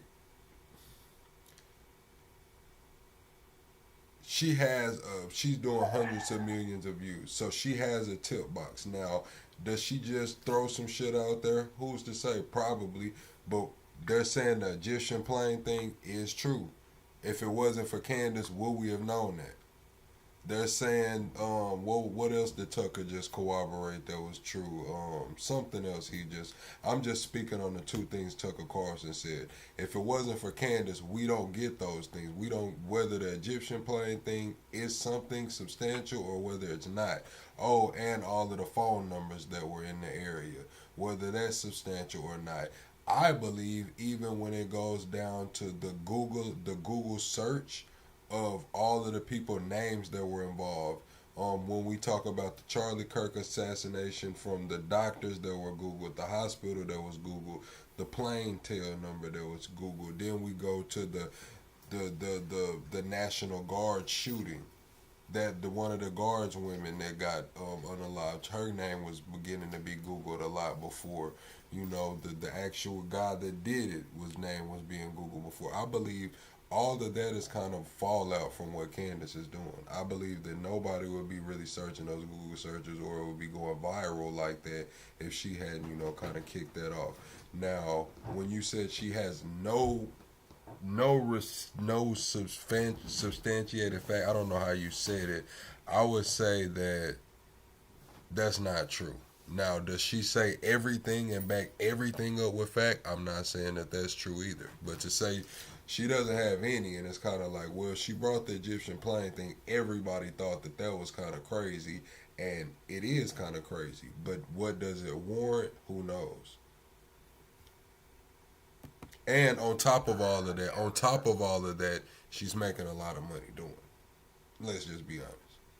You know, I mean, like that's the thing. I'm not hating, because it's like I do the same thing. If I could grip like that and make that amount of money, just shooting the shit, just talking whatever I needed to say, and making that amount of money. I don't blame the woman. So I'm not going to sit here on my high pedestal and say, "Oh, I can't believe what she's doing." It's like, I can believe it, but do I want to believe whatever the fuck she's talking about? No. I maybe believe 25 to 50%. Past the whole Egyptian plane. Okay, so my thought process here is, why would the Egyptians help the Jews when they're mortal enemies? Just out of curiosity, it just doesn't add up too much. It's like if you found out the Turkish people were working together with the Greeks to kill Charlie Kirk. I mean, just to kind of, it's kind of funny, but go reach for the skies is what I say, Have you watched Candace's format, or do you just kind of catch the clips? Do you kind of catch her format? I watched it. I stopped believing. If you see her format, it's like this. She'll drop facts. She'll drop whatever she can to corroborate, and then she'll follow up with a question. And a lot of people take her questions, or she'll be like, "I'm just asking," or something as that, and they'll clip it and put the title in the clip as, oh, Candace Owens said this, where if you actually catch the context, she dropped a fact that was kind of separate but on par with what she questioned right after. So a lot of that should be questions, and people just run with it as, oh, she said that, or they'll say she's crazy for questioning that. So she's really making money off questioning shit, if you want to be honest, in my opinion. She's basically grifting, I guess. I guess I can't even be that's mad the at that, term. I guess. I mean, if you put it in that perspective. Okay. Well, I appreciate you calling. I hope you subscribe to the channel. Give us a call back, man. Oh, you had another question? You had another question? We talked about Maduro earlier. Not Maduro, but the Venezuelan tanker. So, okay, we both know what this whole situation's about. I mean, I'm glad you brought this up. We all know all the fentanyl comes from China. It gets shipped over to Mexico, and they teach the cartels how to make it, produce it, and sometimes they buy it. Who knows? And then they ship it to the Americans. But, you know, I kind of find it humorous because we were always bragging about how, you know, we're always talking about how fentanyl was like the main killer, at least when it came to drugs, of Americans.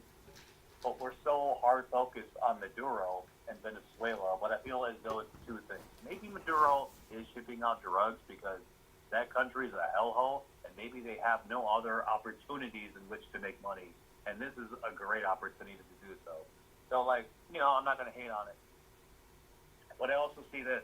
They are not the main exporters of cocaine or fentanyl to America, but we're so heavily focused on it. I feel as though it's two things. And regime change. I don't like the guy. We've never liked him there. He works for the Chinese. He works for people that we just don't like. So it's like, you know, we might as well get rid of him. It's a one stone, you know? Okay. My thoughts on it. My thoughts on it, just from reading and researching, is Trump just dropped the Monroe Doctrine 2.0. I feel like they're talking about China got small oil refineries there. The oil leaves Venezuela, heads to Cuba, and then goes to China. The U.S. doesn't want that going on. I believe the U.S. We're seizing the oil tankers and we're seizing the oil. We just took a $65 million shipment today, along with the oil tanker that could be valued up to $300 million. I feel like that just changed the game. Sanctions just came from being on paper to actually having operations going. They flew the 2 helicopters over, dropped the soldiers down, took the boat without incident. God damn. I mean, talk about money, though. I mean, all the money right now. You know, they have a lot of resources. It's not even just the oil. They have a lot of copper. They have a lot of tin. So, you know, money's good, you know, so if you're looking to invest your money somewhere, I guess invest into copper because there's going to be a lot of copper mines opening, you know, I'm assuming. So how do you feel? I've been going over this. I was thinking that we were going to, you know, get really tough on Venezuela and eventually, you know, get whatever mission they had going, whatever they wanted to do with Venezuela was going to be done, and I felt like China was going to take Taiwan, but I see that with that 900 billion, I believe we just gave wasn't like $1 billion of that going to the Taiwan. Yeah. I'll have to read over it again, but I believe $1 billion of that was. I thought that we were just gonna, you know, let it go on. But I seen Japan. Japan came out and said that they're gonna be that basically they're not just gonna let Taiwan get taken. And I seen that. I think we committed like $1 billion to it, and I think we also committed like 400 more million to Ukraine. That's oh man, it gets complicated. So with the Ukraine war, Zelensky's going to have to give up a few provinces to. I'm gonna call you back, Dorsey. After this call, I'm gonna call you, Dorsey and Top Cat. All right. So with Ukraine, with Putin is a dictator. He can't go back to his country just being like, "Hey guys, we won nothing. Hey, I'm still your leader." No, they're going to overthrow him. He needs to come back with something. So Trump's like, "All right, let's negotiate with this asshole. Let's give him a few provinces. And Ukraine, you're going to let him have a few provinces. I don't care.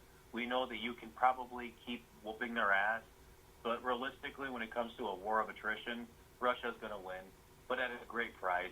I would consider this whole Russian victory a very pride victory. It's like you won, but at such a great cost where it's just like, in the future, they're going to feel that sting. Like, even with these few provinces that they've gained and these resources, it's not really much on paper. Also, Taiwan, I would say with Taiwan, we're investing there because we have a lot of our computer parts, NVIDIA, for instance, like a lot of our AI, parts come from Taiwan, specifically from Taiwan. And we aren't really producing those ourselves, so it's in our best interest to perhaps look out for it, because China will actually take it over. And they're not just saber rattling, they will actually do it if they see that we let our guards down and won't defend Taiwan. Because while Taiwan's military isn't, exactly pushover, I think we already made that call though. I think with the not even with the CHIPS Act and with us having Sam Altman and Elon and everybody at the White House with that meeting that they had, I think they already made the decision to let Taiwan go, and we're gonna make the chips here in America. They talked about it. I think that's what they did. It's not gonna happen as fast. I think also, did you see the guy from Sugarland that got caught smuggling NVIDIA chips to China? It was like 160 million. Like, he was setting up shell companies and he was offshoring all of those NVIDIA chips to China. It was like 160 million worth before they got up with them. Yeah. That's the thing, man. When people observe this war between us and China, it's not going to be a conventional war, because otherwise China would have already declared war and been like, we're going to just fuck you up, But they don't do that because they know through conventional means they can't win. So they use biological means. Like, if I were China, I would use biological espionage. I would do some underhanded, sneaky Chinese shit. I mean, like, they can't win a conventional war. That's just the bottom line. They can't. Otherwise, invade Taiwan. They're afraid to because they know they're going to get fucked up. The way it is.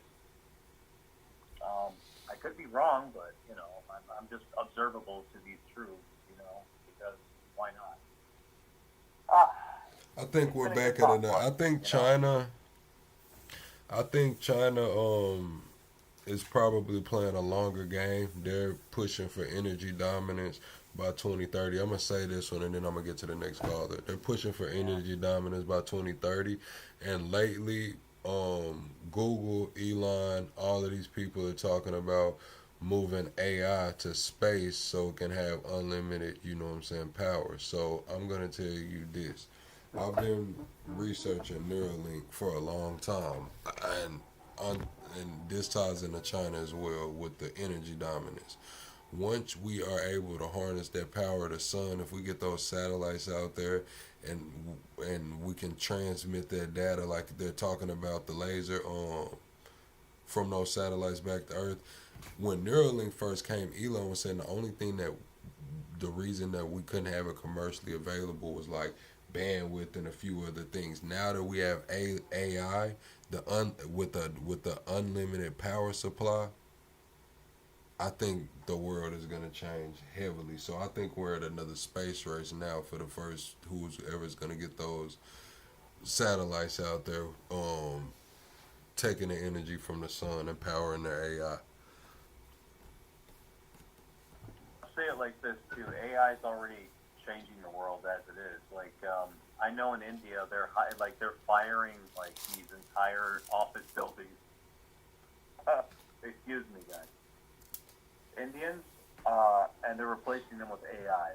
So it's like already happening, even to the Indian people who are, on average, the office callers that you know. So it's already happening, man. It's something that we're either going to have to maintain AI, build AI in order to have a job at some point, at least with certain careers. That's going to be your job now. It's AI maintenance. But yeah, I'm gonna let you go, man. I'm gonna let you. I appreciate you for calling in, man. Indeed, it's been fun. It's been fun. All right, yeah, you can text that number, man. Don't text no wild shit to the number, man. Talking about texting the number, man. Don't text no wild shit to that number, man. Let me call Dorsey, baby. I'm gonna call Top Cat.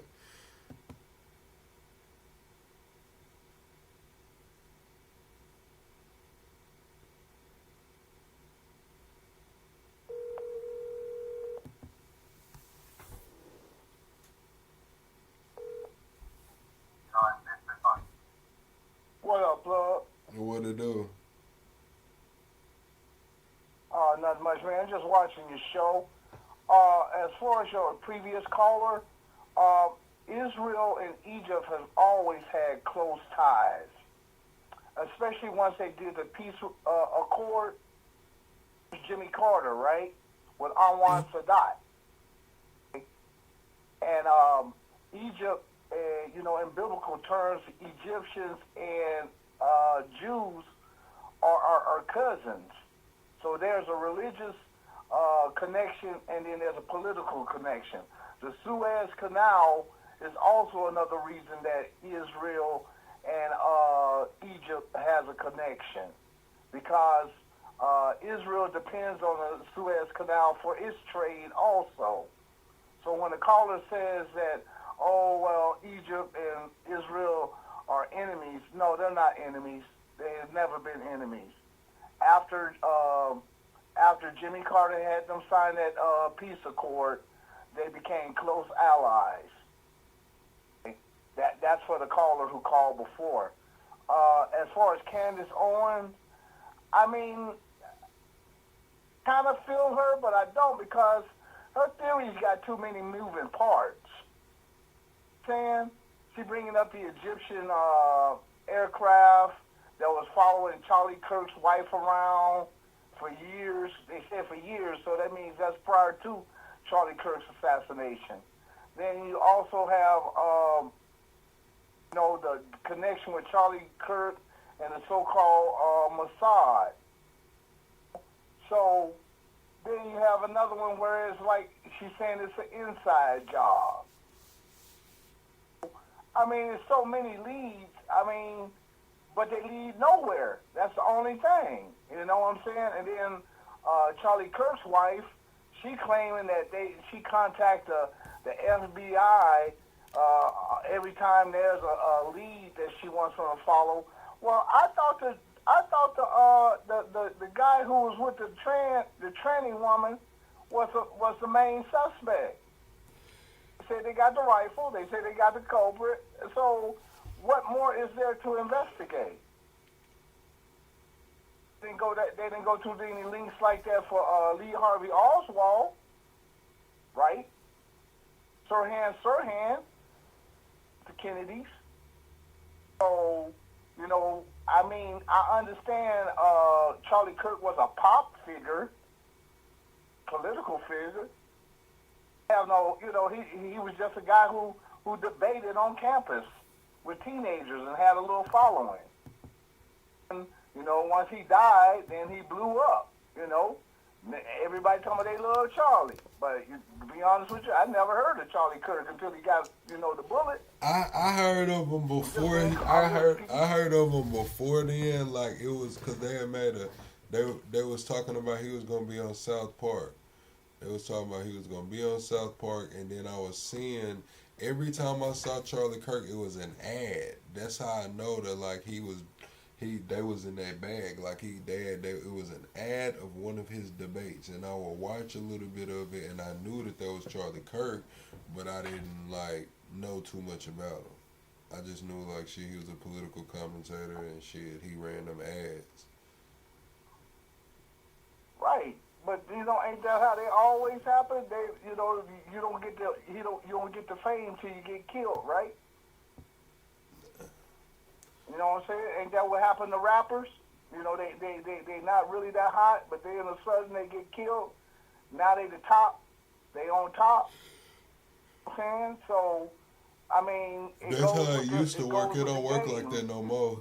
Yeah, it don't work like that no more. Now rappers die. They listen to you for like a week, and then it'll be over with. Yeah, I heard your comments the other night. I didn't get a chance. What you say? Pipe them up. Yeah. They pipe you up, right? Yeah, I said, nigga, that sound weird as hell, piping up, man. I don't want nobody piping me up, okay? But like you said, times have changed now. So, if the record company can pipe you up and make you a household name, really even doing anything, what you said, they used to be called an industry plant, right? Yeah. You know what I'm saying? So, I mean, I don't think Charlie Kirk was an industry plant. I think he just did it on his own.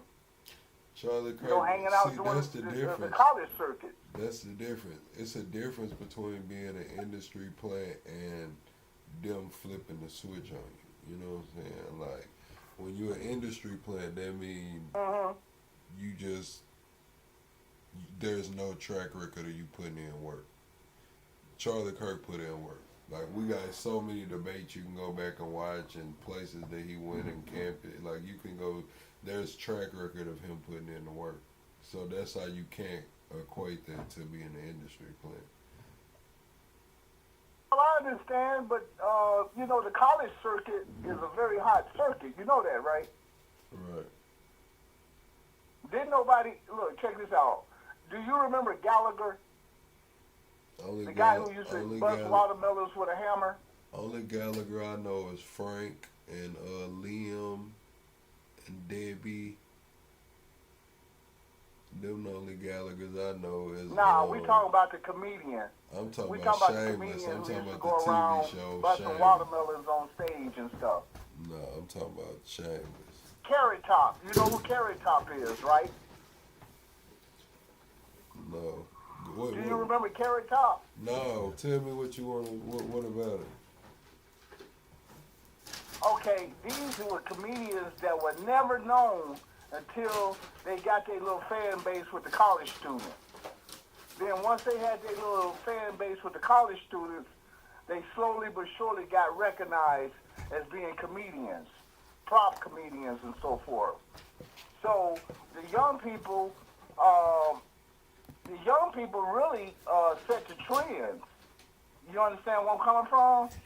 So even though we might be mainstream, it's the pop culture that sets the trends, because then the kids start talking about them, and then the adults take notice. But like I said, once he got shot, then everybody knew his name, right? Right. I see you, Ron. His wife.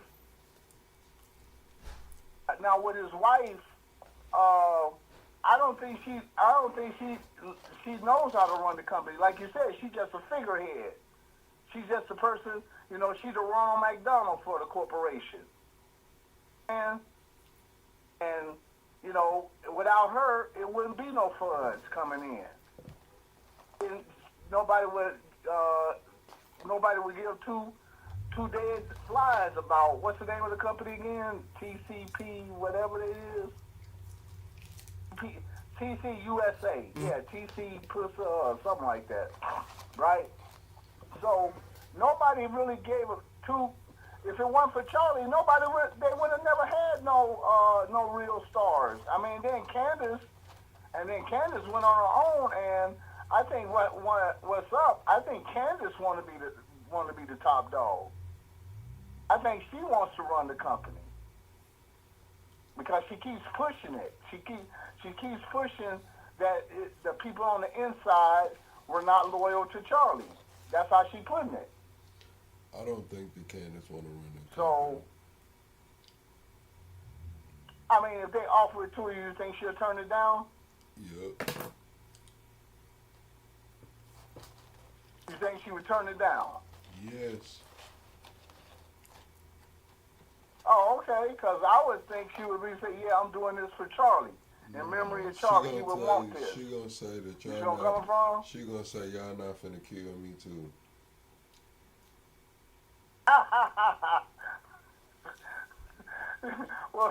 well, she ain't got to worry about it because the French are already looking for her head. And did she say they got hit men out on her? So you know, what's a few more assassins on your ass? You know, she don't care.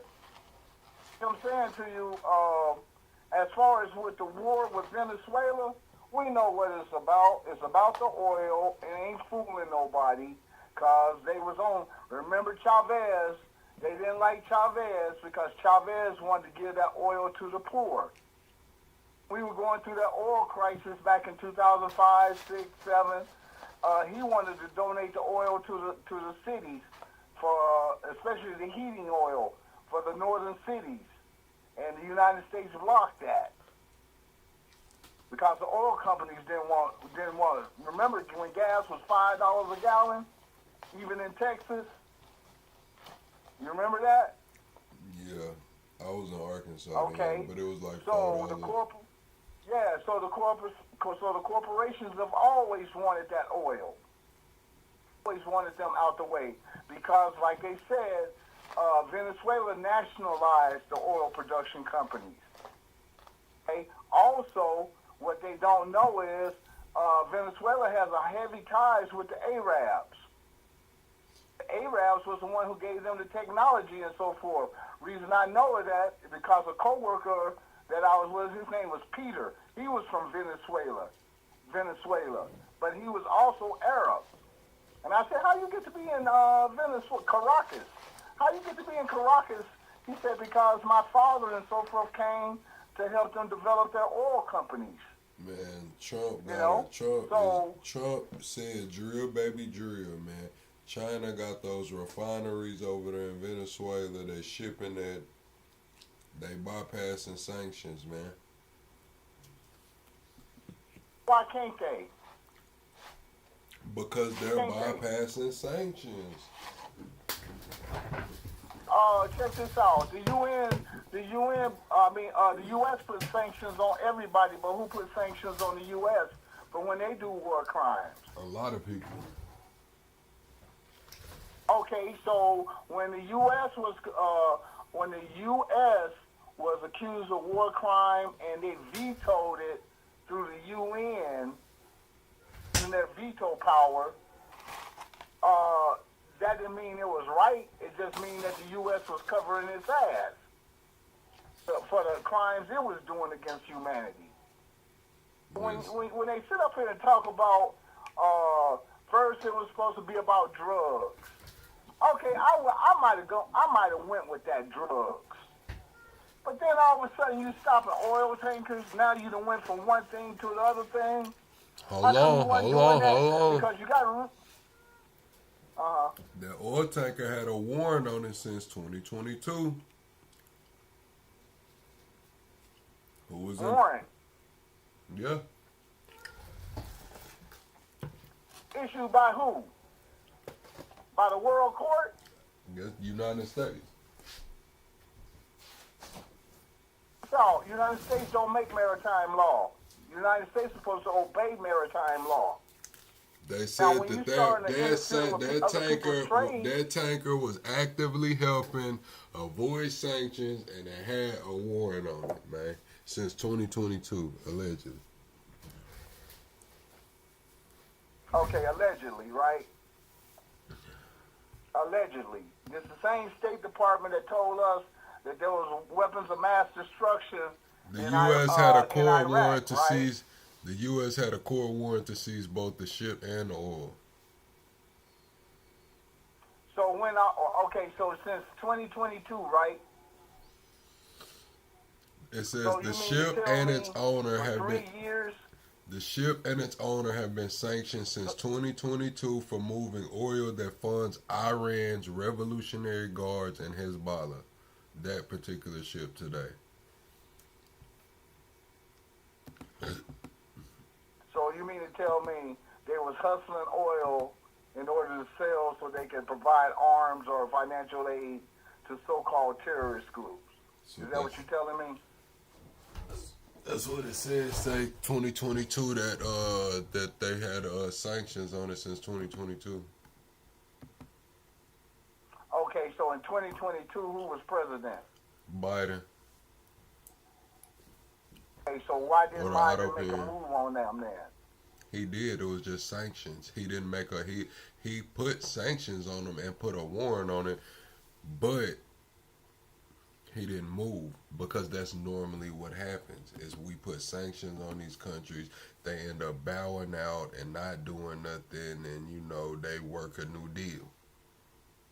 Just so happens, shit, this dude was still moving that damn boat. The same boat, same oil and shit. He was like, you know what, it is what it is. They sanctioned me in 2022. Hell, it's 2025. They ain't came and got me yet. So why didn't they just sink the ship? Because like they it do the had fentanyl boat? It had 1.1 million barrels of oil on it. It had They had a warrant to see. What did it say?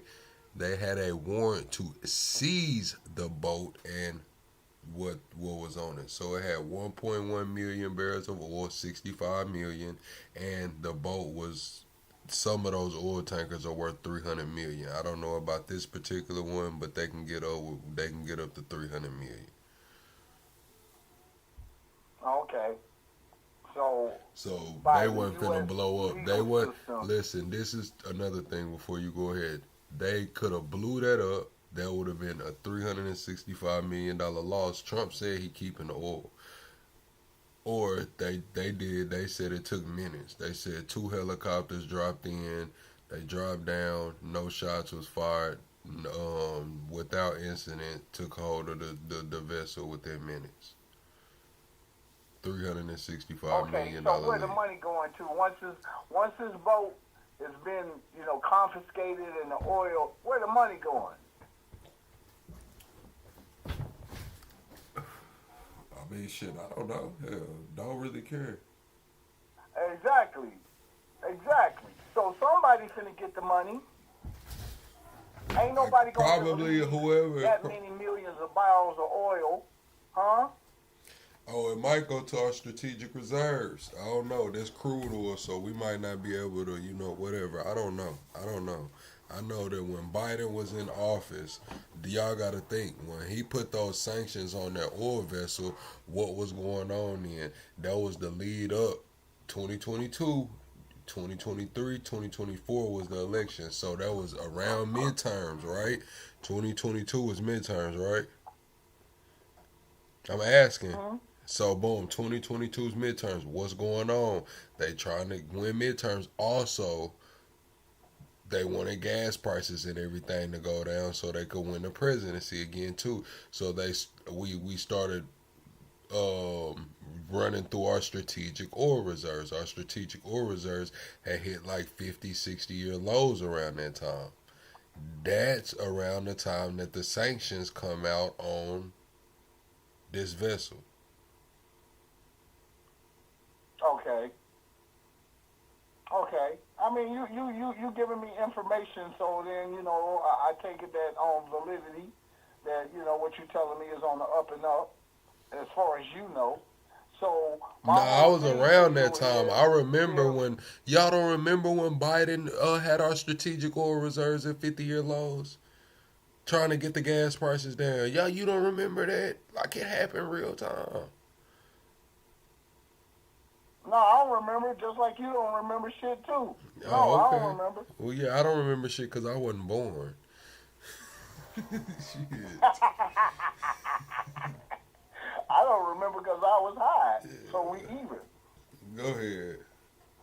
But on a real note, though, my whole thing is, ain't we got sanctions against Russian oil? I'm not sure, but I know that Putin came out and said that we buying uranium from him. Okay, so my whole thing is, if we got sanctions against countries, then how come that we ain't using it against the people? Why Venezuela of all people? How come you ain't doing that to them Russians?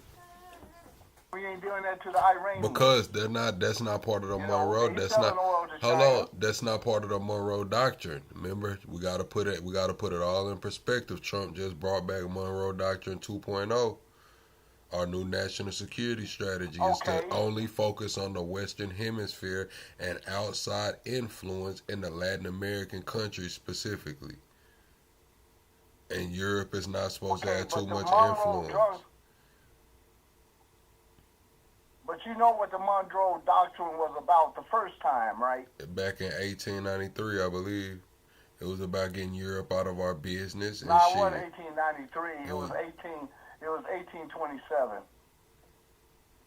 Oh no. That's when President Monroe was in office. Okay, go ahead. Okay, so what happened was Latin America had borrowed heavily against Europe, right? So then Europe was like, you need to pay us. And Latin America was like, we can't pay you. So Europe said, well, don't worry, we just going to come and start grabbing property. 1823. And that's when the U.S. stepped in. It was 1823. We was both wrong. It was 1823. Anyway. Damn. Ain't been the first time, ain't going to be the last. Anyway, so when the U.S. stepped in, they told them, no, you cannot set up no new colonies here in the here in Latin America, because once they had got their independence, we was like, okay, they under our wing now.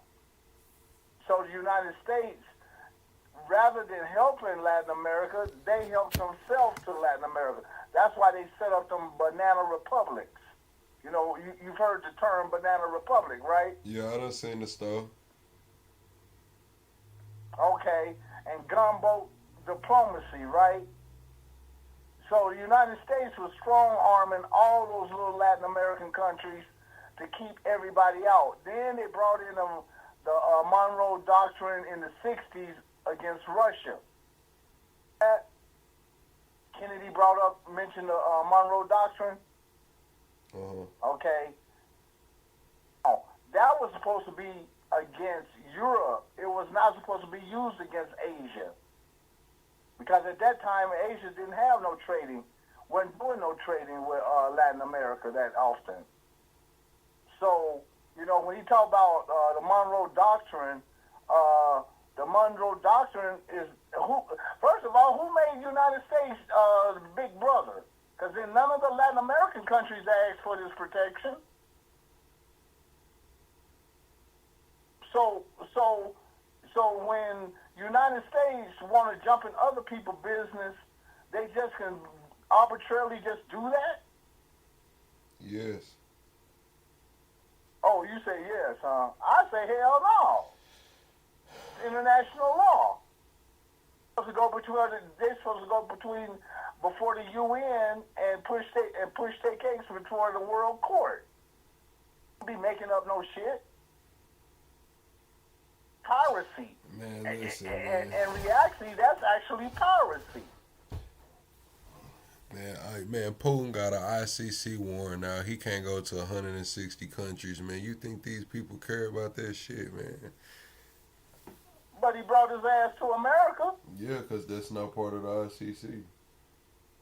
Oh, but America, who's supposed to be the land of truth, honesty, and justice, let a war criminal come to and fro, kick it in the White House, have tea, let his plane fly right back over to Russia, right?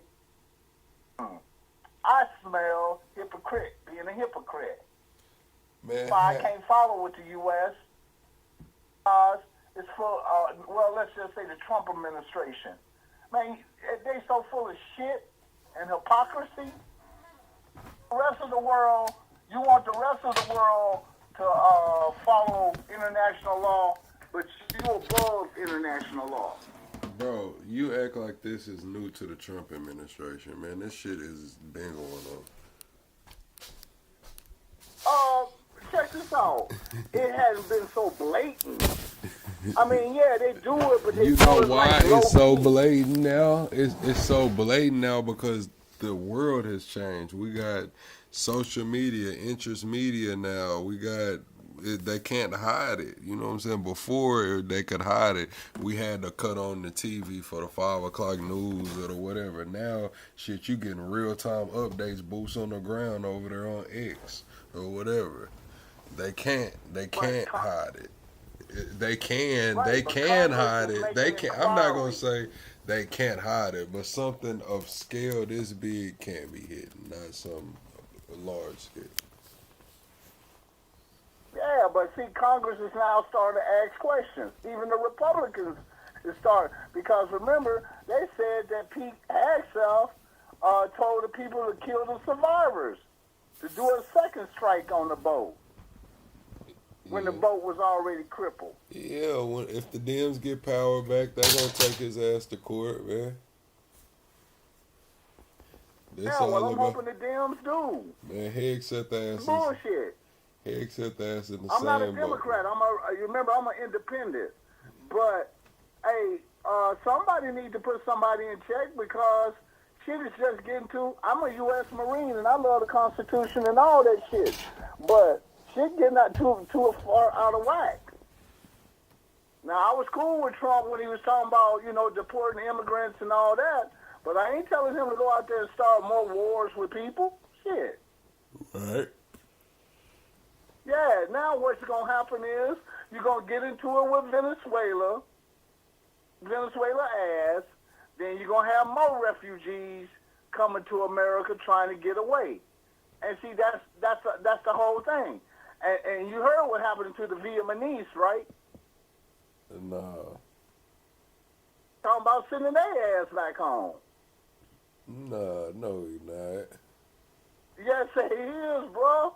They deporting Vietnamese people because they didn't go ahead and fill out their citizenship. People who've been in Louisiana almost, damn near 50 years. And deported. Look that shit up. All right, man. Just like they doing them people from Afghanistan. You know what? Like I said, bro, I'm FBA. Choctaw and black. I don't trust the U.S. government with no treaties. How many times did they stab us in the back? Huh? Then, so if you can't even trust them, we're dealing with people who are native to this country. What you think they're going to do with the foreigners? They're going to do the same shit. Stabbing. U.S. ain't, you can't rely on the U.S. for a damn thing. Because we are very unstable and unloyal. We are not even loyal to our NATO. And see, I didn't get a chance to talk about the NATO shit. Oh, yeah, they said everybody, immigrants who arrived before 1995. Check this out. They said in 2008, after 1995, they had an agreement in 2008 between the U.S. and Vietnam that excluded pre-1995 arrivals from deportation. That mean if you was here before 95, you was good, but now they back to doing it. Oh, so they sitting back to Vietnam. Oh yeah, that was the boat people of the 90s, right? Hell, I don't know. What you saying? I don't know. Hell, 95, I wasn't doing all right, too well, much I remember when them people was getting raped and shit and murdered by Chinese pirates back then. Come on, dude. That's why we took them in. We trying to keep the live up now. Okay, well, I mean, I'm gonna let you go. Top Cat, get on his ass, cause he tired of hearing me talk. All right. I'm finna go to the varsity team. Top Cat, get his ass. Dorsey funny as hell. I'm calling Dorsey ass back.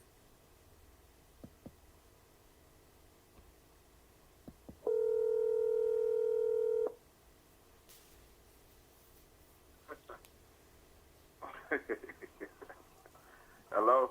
What it do? What's going on, boy, man? You sound a little low on my phone. Man, I'm chilling. I done laid back in this motherfucker here.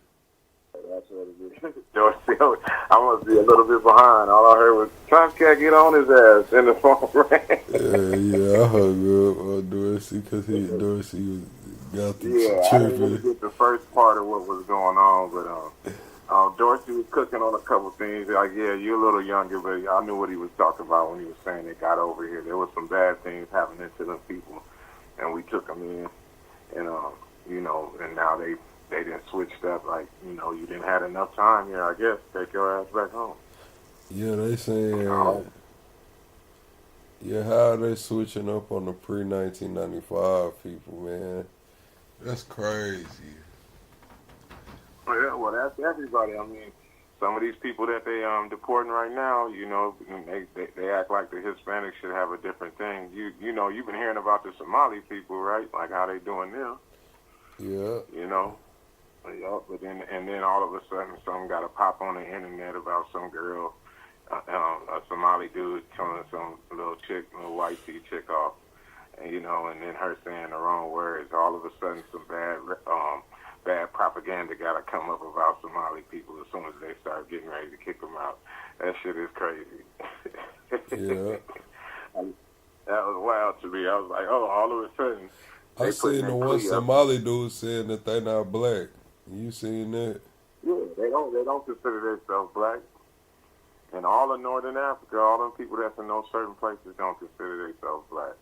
And then I'll be like, I kind of understand that too, because shit, black ain't like a person or a place. If you have a place that you identify with, it's only certain people that consider themselves black. I consider everybody black too. They said that he said they Arabs. Yeah. And that's what I was saying about Sudan. Those are the type of people that's persecuting Sudan, and them other folks, them mixed people and different stuff that's persecuting the people, the real people of the land, because they're mixed in with that. And that's what I was trying to get at. I'm glad you brought that up, because y'all were talking about the Egypt and the Israel situation when he was talking about Egypt as enemies, and then he was talking about Greece and Turkey in different places being enemies. And that's why I was like, maybe he ain't really, he's looking at what's going on now. He ain't looked at the history of these different places. So like Hannibal was out of Tyre, and he supposedly died in Turkey, and he was fighting with the Romans, but while Tyre was there half that time, the Grecians were there first. So Hannibal actually got along with the Grecians, and he wound up ending up in Turkey. So there's been a relationship with them people way before the Punic Wars. When we start talking about stuff, we don't know that these people have had a long, long history. So you look at Israel, and you got Jordan right on top of it, and all these different Arab places that are actually, bordered up with them, but they're not fighting with them or nothing anymore. You know what I mean? So they have a relationship with them. And then when all that Hitler stuff happened too, these people were all fighting against the same people to get to have their own land. So they all were in agreement to some point.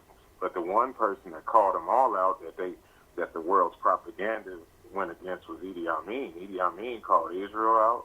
He called Egypt out. He called them all. He said they all traitors. He's like, they're all traitors. They all know who the people are. They all know who the original people are. And every time that this regime changed, that's what happened. So Dorsey was cooking on that, because when they signed that thing with, I believe in the 79 or 80, when whatever president, he just passed away. I forgot his name. But he just passed away, I think, this year. And they signed that treaty. There was a regime change.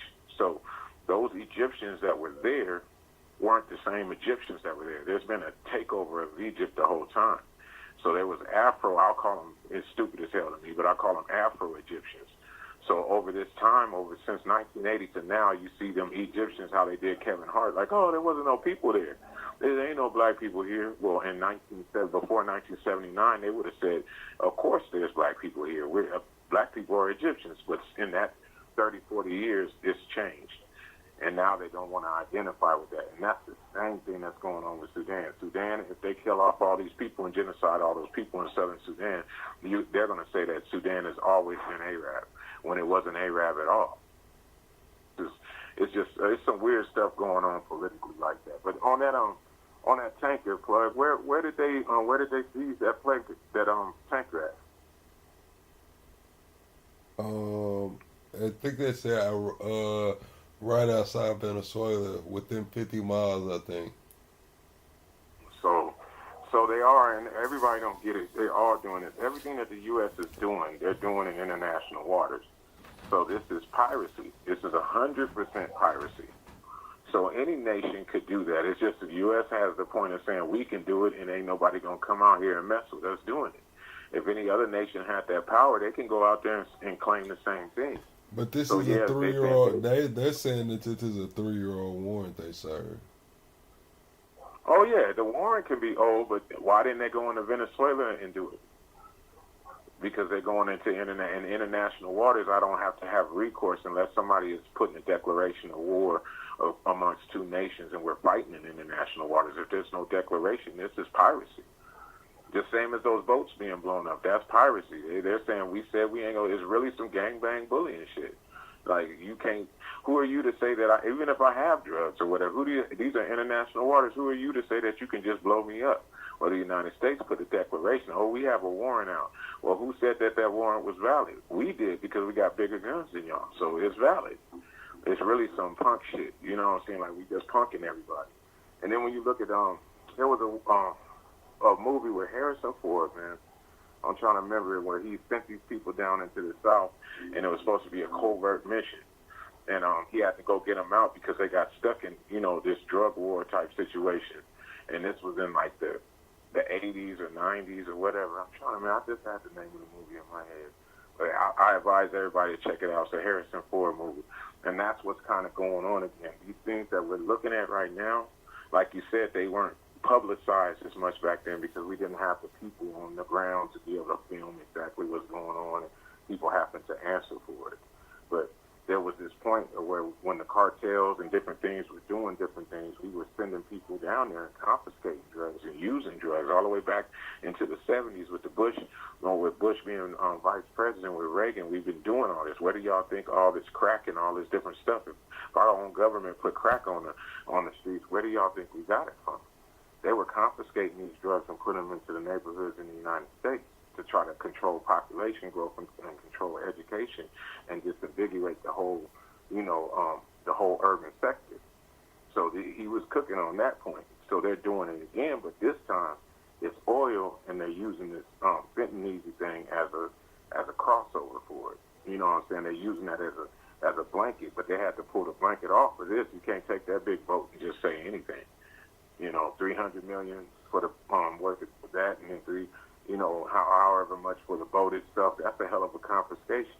So we got a warrant on this boat, okay? And then Venezuela itself, what is the big deal with them dealing with people? And who are you to say that they can deal with people or not? That's a big bully situation. And yeah, that's what I was trying to tell you. That's what pretty much what the Monroe Doctor 2.0 is. It's like, shit, if it's in the Western Hemisphere, shit, we got something to say about it. If it's outside of the Western Hemisphere, we're going to leave it alone. And that's a big-ass lie. And remember a long time ago when I first got on here, I told you it was going to be a scramble for, there's a scramble. I'm going to get back to this, but there was a scramble for Africa. In terms of China, Russia, the United States, and parts of Korea were scrambling for the natural resources in Africa. And this is still going on. You get what I'm saying? So China is trying to put their foot in everything. So yes, the United States has been pushed, and when I feel like when Trump made those statements and did what he did in Africa, he made his decision already that we're going to have to pull from our resources in South America to be able to battle this situation, because China already has a foothold in Africa. So that's why I feel like we're pushing down in South America as much as we are. The real weird point is, why aren't we making Mexico do it? Making Mexico do what? What you think about that? Why are we making Mexico do what? Business. Why are we pushing way past a whole nother nation, a whole nother damn near continent, when we can basically, give them incentive to handle this?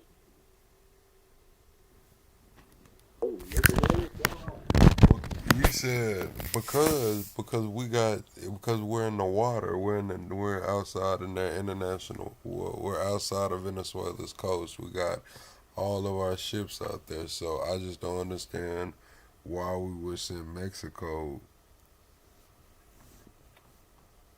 to No, I'm secure not. that. What I'm saying is usually we have proxies. So we're in international water, but on the other side is we got all the Caribbean islands and different nation states that just claim their independence. Man, listen, A lot of listen. Did you not hear what I just said earlier, Top Cat? Them folks just seized 1.1 million barrels of oil, 65 million, and a vessel could be worth up to 300 million. Seized. Do you think they want other folks getting their hands on that? That sometimes you got to get your hands dirty for the pay. You know what? I just thought about that. That could buy a lot of them missiles you was talking about if they wanted to exchange it. Come on, man. Sometimes you got to get your hands dirty for the pay. That could buy a lot of them little short range missiles. I ain't even gonna hate on that. Yeah. So I see them grabbing the physical point of it, but why not use your proxy? That's what everybody else is. Because our proxy, you think the proxy finna go seize 1.1 million barrels of oil and a $300 million tanker and then turn it over to the U.S. just for free? Man, we talking about Trump, man. Man, we talking about Trump, man. It's a commerce. Turning it over, if they got it, that can be used for something that's commerce for us between that country. That's what I'm saying, having it all the way worked out. But Trump is, that's Man, what I'm saying. Trump want that money in his hand, man. Put that shit in his head, man. Look, we come on, Top Cat. Come on, Top Cat. You know what Trump want, man. And everybody talking about this war. You know, I heard the other caller talking about a war between China and the United States. Not finna happen. Not finna happen. The war has been going on for the last 50 years. The war has been going on in the car industry. The war has been going on in the technology industry. And even though they look like the military is actually doing the things that they're doing, the Taiwan stuff is just a drawing a line in the sand. So if we lose Taiwan, it's okay. We lost where the line is in the sand because Japan is our proxy. We have Japan isn't doing what they want to do themselves. Everything that they talk about with Japan and how Japan has moved up has all been because we're sitting there. Everybody gets deployed. All the Navy people I see from Camp Pendleton, half of them are going to Japan. That's where they first go, period.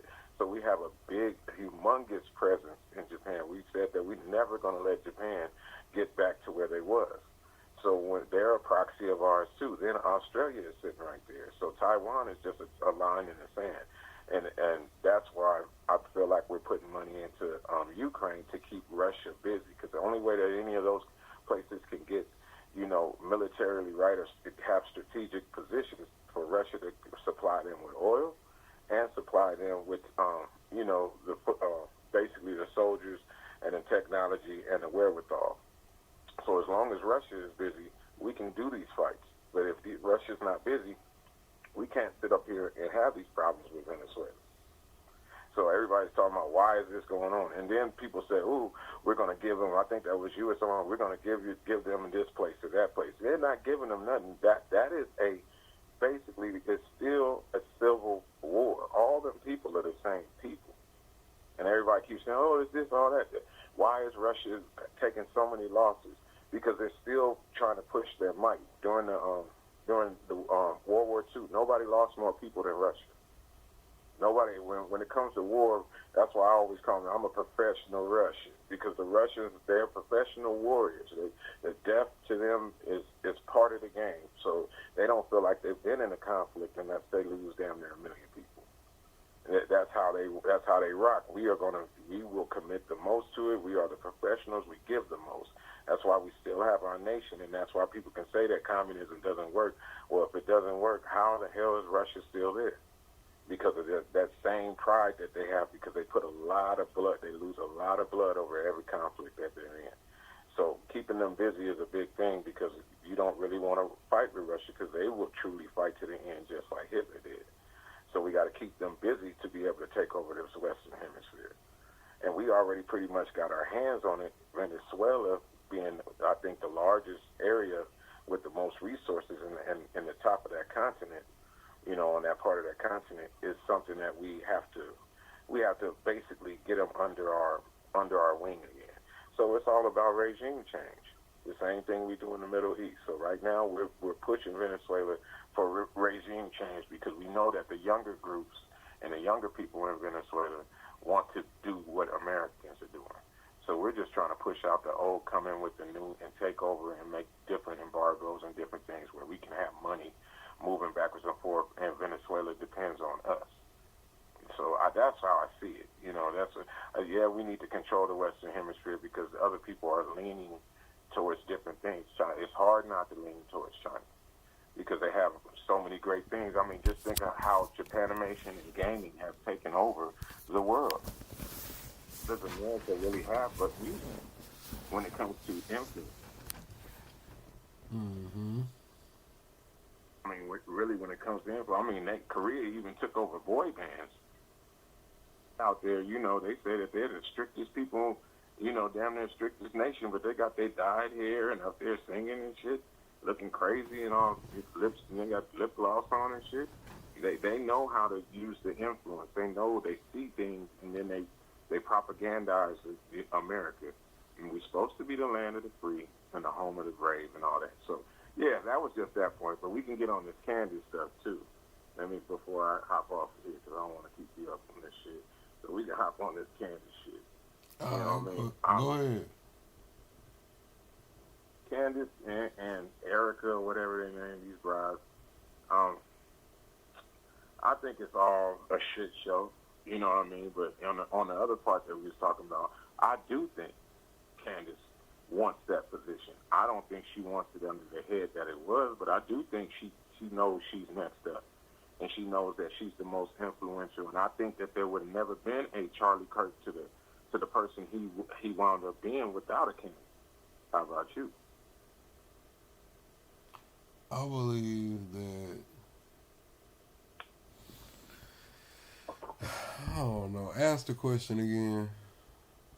Like, do you think that Charlie Kirk would have rose to the position he would have been that he was at without having Candace? I was gonna call her Candace Parker. Damn, a Candace as his counterpart. Yes. You do think he would have rose to that position? Yes. In what way? He had the machine behind him.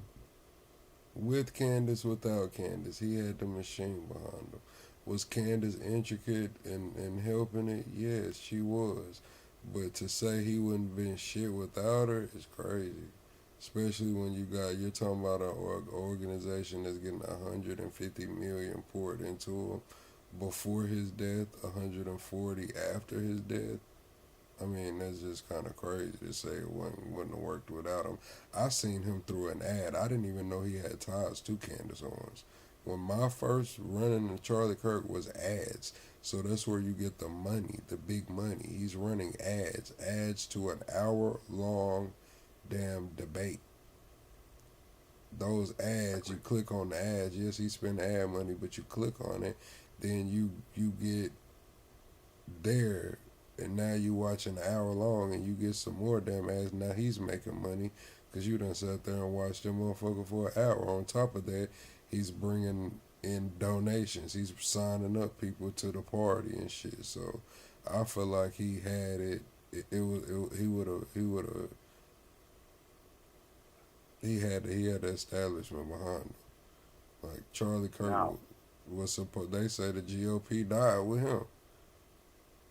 Like, and that's what I'm saying. Now, Charlie Kirk, when I first saw him, which was a long time ago, and at this time, he was just a trigger point dude to me. He had his own views, and he was going around basically triggering people that have views that couldn't back their debate up, even though they might have knew it and felt everything that they felt. They couldn't articulate themselves as good as he could. So he would just go around triggering people and making them look stupid. Then after that, he got the conservative party behind him. And then after that, that's when I saw the logo. But before, he was just a trigger man going place to place, almost like a regular YouTuber, basically getting these views and getting these different things up by showing conflict. Just same as little kids being at school showing fights in the restroom or fights down the street at the park. That's how I first saw him, and I saw his influence. Then when I saw the Conservative Party get behind him, because when I first saw him, it was like he had a damn stick with a phone on it. You know, he was just somebody. And then the next time I saw him, he had a microphone in his hand. He didn't even have no clips or no high points of technology. He was just out there asking people questions, and he was hand to hand with people. Before he didn't even have a seat, or he didn't even have a regular debate. He was debating people at festivals and different things, basically being a disruptor at other festivals. Or so, say if it was LGBT something, and he would go there and be the opposition. So he was a trigger man. You know what I mean? And then I felt like what you're saying. Yeah, he had the machine after he was accepted by putting in the work.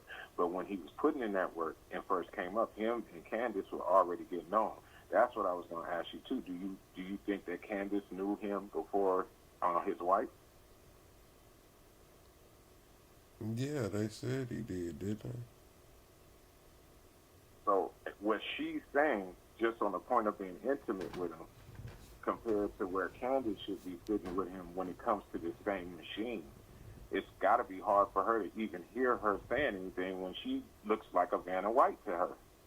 You're just something that got set on his arms and politicized, and you were just clean enough to be put on his arm. You don't know shit about this. You're not a debater. Who are you to be in the forefront of this debate part of this stuff, how this thing started? Yes, she's the number one point for, like you say, marketing, but you better just get your ass up there and turn them motherfucking letters and let that blonde hair out and make these white people think that you're cool. Because other than that, you cannot sit up here. You do not have the verbiage. You cannot spit. You are not a good enough rapper to sit up here and say you're going to be with the elite. So that's why I feel like she needs to step into that motherhood role, say, hey, I got 54 or 60% of this company. Just let me get paid. And go around like what you were saying and run the sympathy issue rather than sitting up here trying to stick my chest out, because somebody's going to sock you in your sternum and let everybody know that you full of fucking hot air. Because you don't know nothing. To that point, I hear you, I heard what you said, but it just took me back to what Candace said. Candace said she wouldn't want to be a CEO. She don't see why women would be CEOs. So why would she take over Turning Point like Erica Kirk did? To answer your question, when you say you do think she would, she said in the episode that she doesn't know why women want to be CEOs anyway. Yeah, that's what I'm saying. I don't think she would carry the point of being the CEO, even though she would carry the wages and carry that much of an influence. Rather than being a CEO, you be a front runner, a face runner, and a stockholder that has influence on the CEO. So all I'm going to do is checks and balances.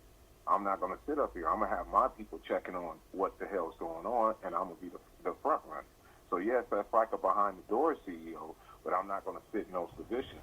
There's people that need to dedicate their whole time to that. I'm good at what I do, and that's speaking. I'm good at what I do. That's handling the research and handling the people, that do the research.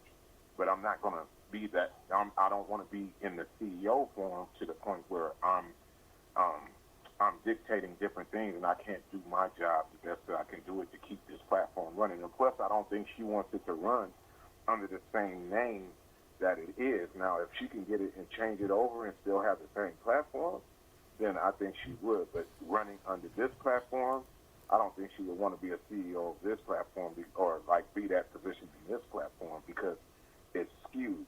It's already torched. It already has a asterisk over it. So that's why I think she was more like saying that, because if she didn't want to be that, why is she doing what she's doing now? Man, listen, I put out a tweet earlier today.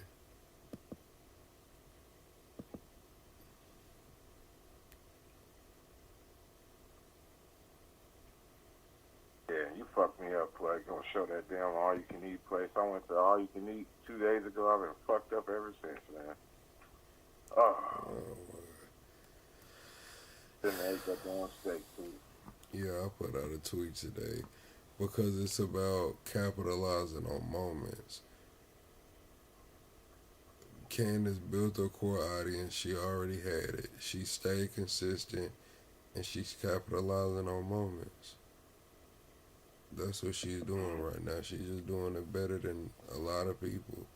She's getting information, and like not Dorsey, what the other caller said, he might only take 25 to 50% as face value, right?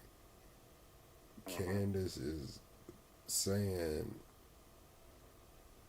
a lot of the things that she says is questions. She's alluding to something like, is this what's going on? But she'll say, hey, I'm not saying it happened. I just want to know more about it. And then people take that and it's like, oh, well, she said this and she's lying. You know what I'm saying? When that's not really what she said. And that's what I'm saying. That's been since these situations have gone on, and then since she's, turned herself into a different situation over the last year and a half. But before that, this is why I was saying, would he be who he is? What the stuff that Kirk was saying, or how they were editing things that Kirk was doing, they had him to looking like he was a woman basher. They had him looking like he was a racist. They had him looking like a whole bunch of different things if you didn't see his whole, how they were editing his shorts and different stuff. That's why I said that was them doing that. They were pushing the trigger points to get him called, to get people upset with him, because they wouldn't show his whole debates. They'll just show him attacking one subject for a certain point, and then they'd edit it that way. But then you would see Candace come back up and back up his points, whether it was against, that's why they called her Coon Candace and all that, whether it was about racial situations or whether it was about sexual situations or women in the household or conservative views. And that's what I was saying, like, would he be where he was? Because I don't think the following he had from the female conservatives he would have had if Candace wouldn't have been involved. And that's another thing, Plug, that I was saying with the marketing thing. You have seen how the world has changed and how things have changed all the way from BET to every network and everything, to where when it's a flip-flop from male dominant to female dominant. This is kind of looking funny to me because of how the world has moved. Even their section right now, for her to be jumping the front, seems like that same flip-flop. What you think? It could be. It could be. So, I think right now, I think the perfect storm really happened for Candace. For her to take over the #1 podcast and all of that. It's like Joe Rogan was on top for so long. Tucker Carlson, think about what he actually did. Tucker Carlson went into Russia and interviewed Putin. You know what I'm saying? So it's kind of like now when you think about Candace, like, yeah, she was very consistent. She caught her big break with the Macron story. You know what I'm saying? That's what really validated Candace. Like, of course, she's had friends. She's been around. She's worked at all of these places. She was with TMZ, blah, blah, blah. But when the French president sues you, you know what I'm saying, and you have actual disc back and forth, and that's kind of like, oh, shit. Then you have ex-CIA agents coming out and corroborating your claims like, oh, nah, that shit Candace saying is true. You know what I'm saying? Yeah. Then She's always been valued. She's But always been valued. And that's what I'm saying. It's not a point. That's when people say, oh, I only believe 25%. Well, let me tell you something. That's a lot. If you believe if there's 1% truth in somebody that you see that's just saying something that hasn't put up every single situation for you, that's a lot, because what is that 1%? That's what it, like the same with DNA. They say we're not all 99% the same, but there's 1% that changes. Well, look at how different the people is. What is the 1%? But when I'm looking at Erica and I'm looking at her and I'm looking at the disposition and who handles their business, she's hopping up there and she's being coached and she's talking about who her family is and all that.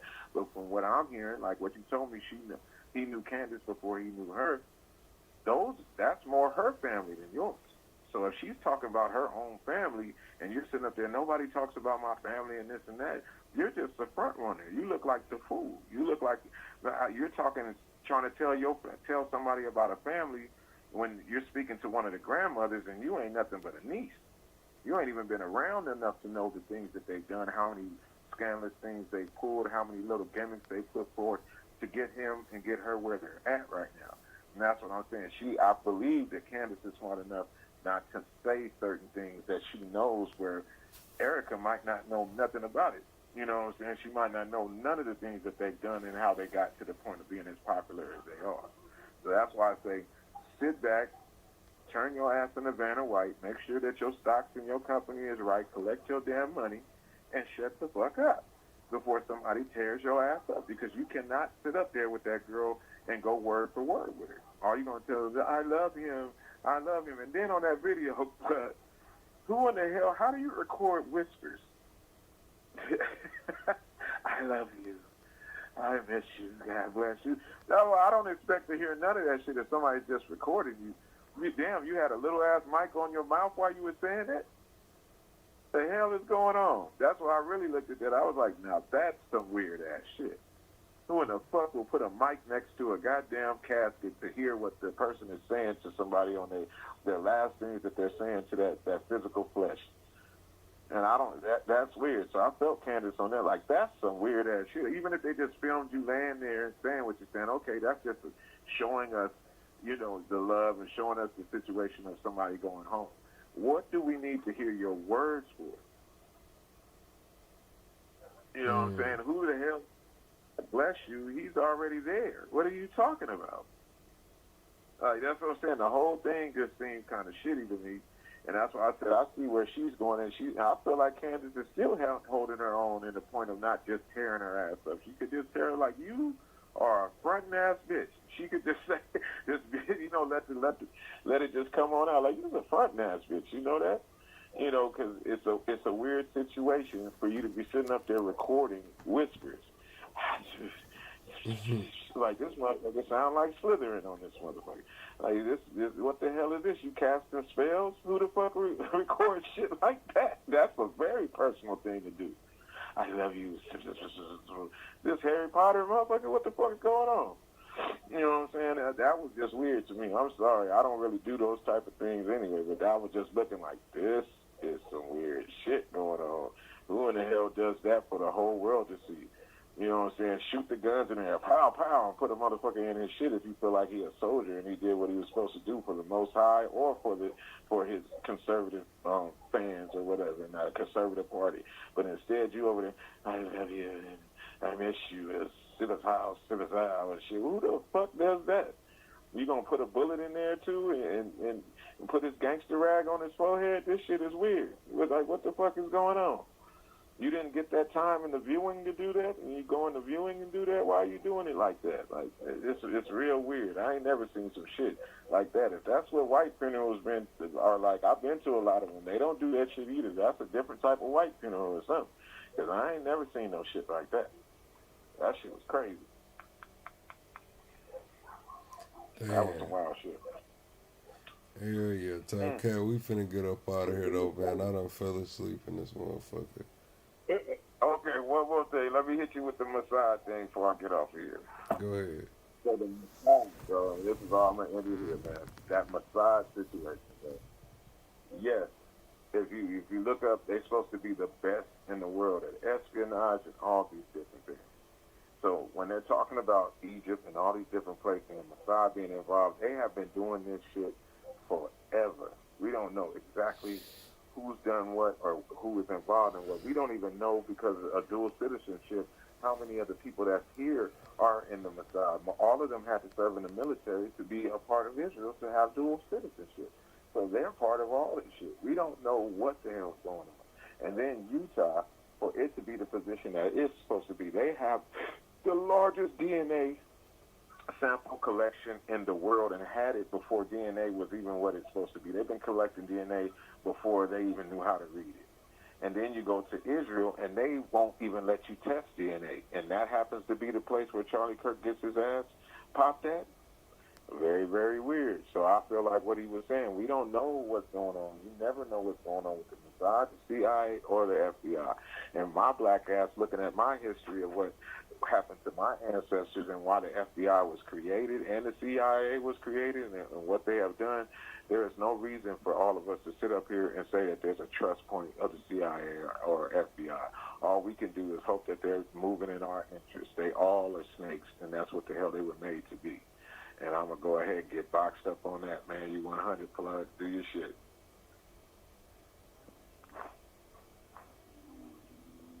Plug sleep. Oh, shit. Hell yeah. All right, Top Cat. All right, blood. All right, chat. Yeah, man, we finna get up out of here, man. I'll see y'all in the morning, man. Double tap the screen on your way out, man. Hopefully, I got enough hotspot to stream in the morning. If not, we'll figure out a way to make it work, man. Double tap the screen, shut it live. I'll see y'all on the next one, chat.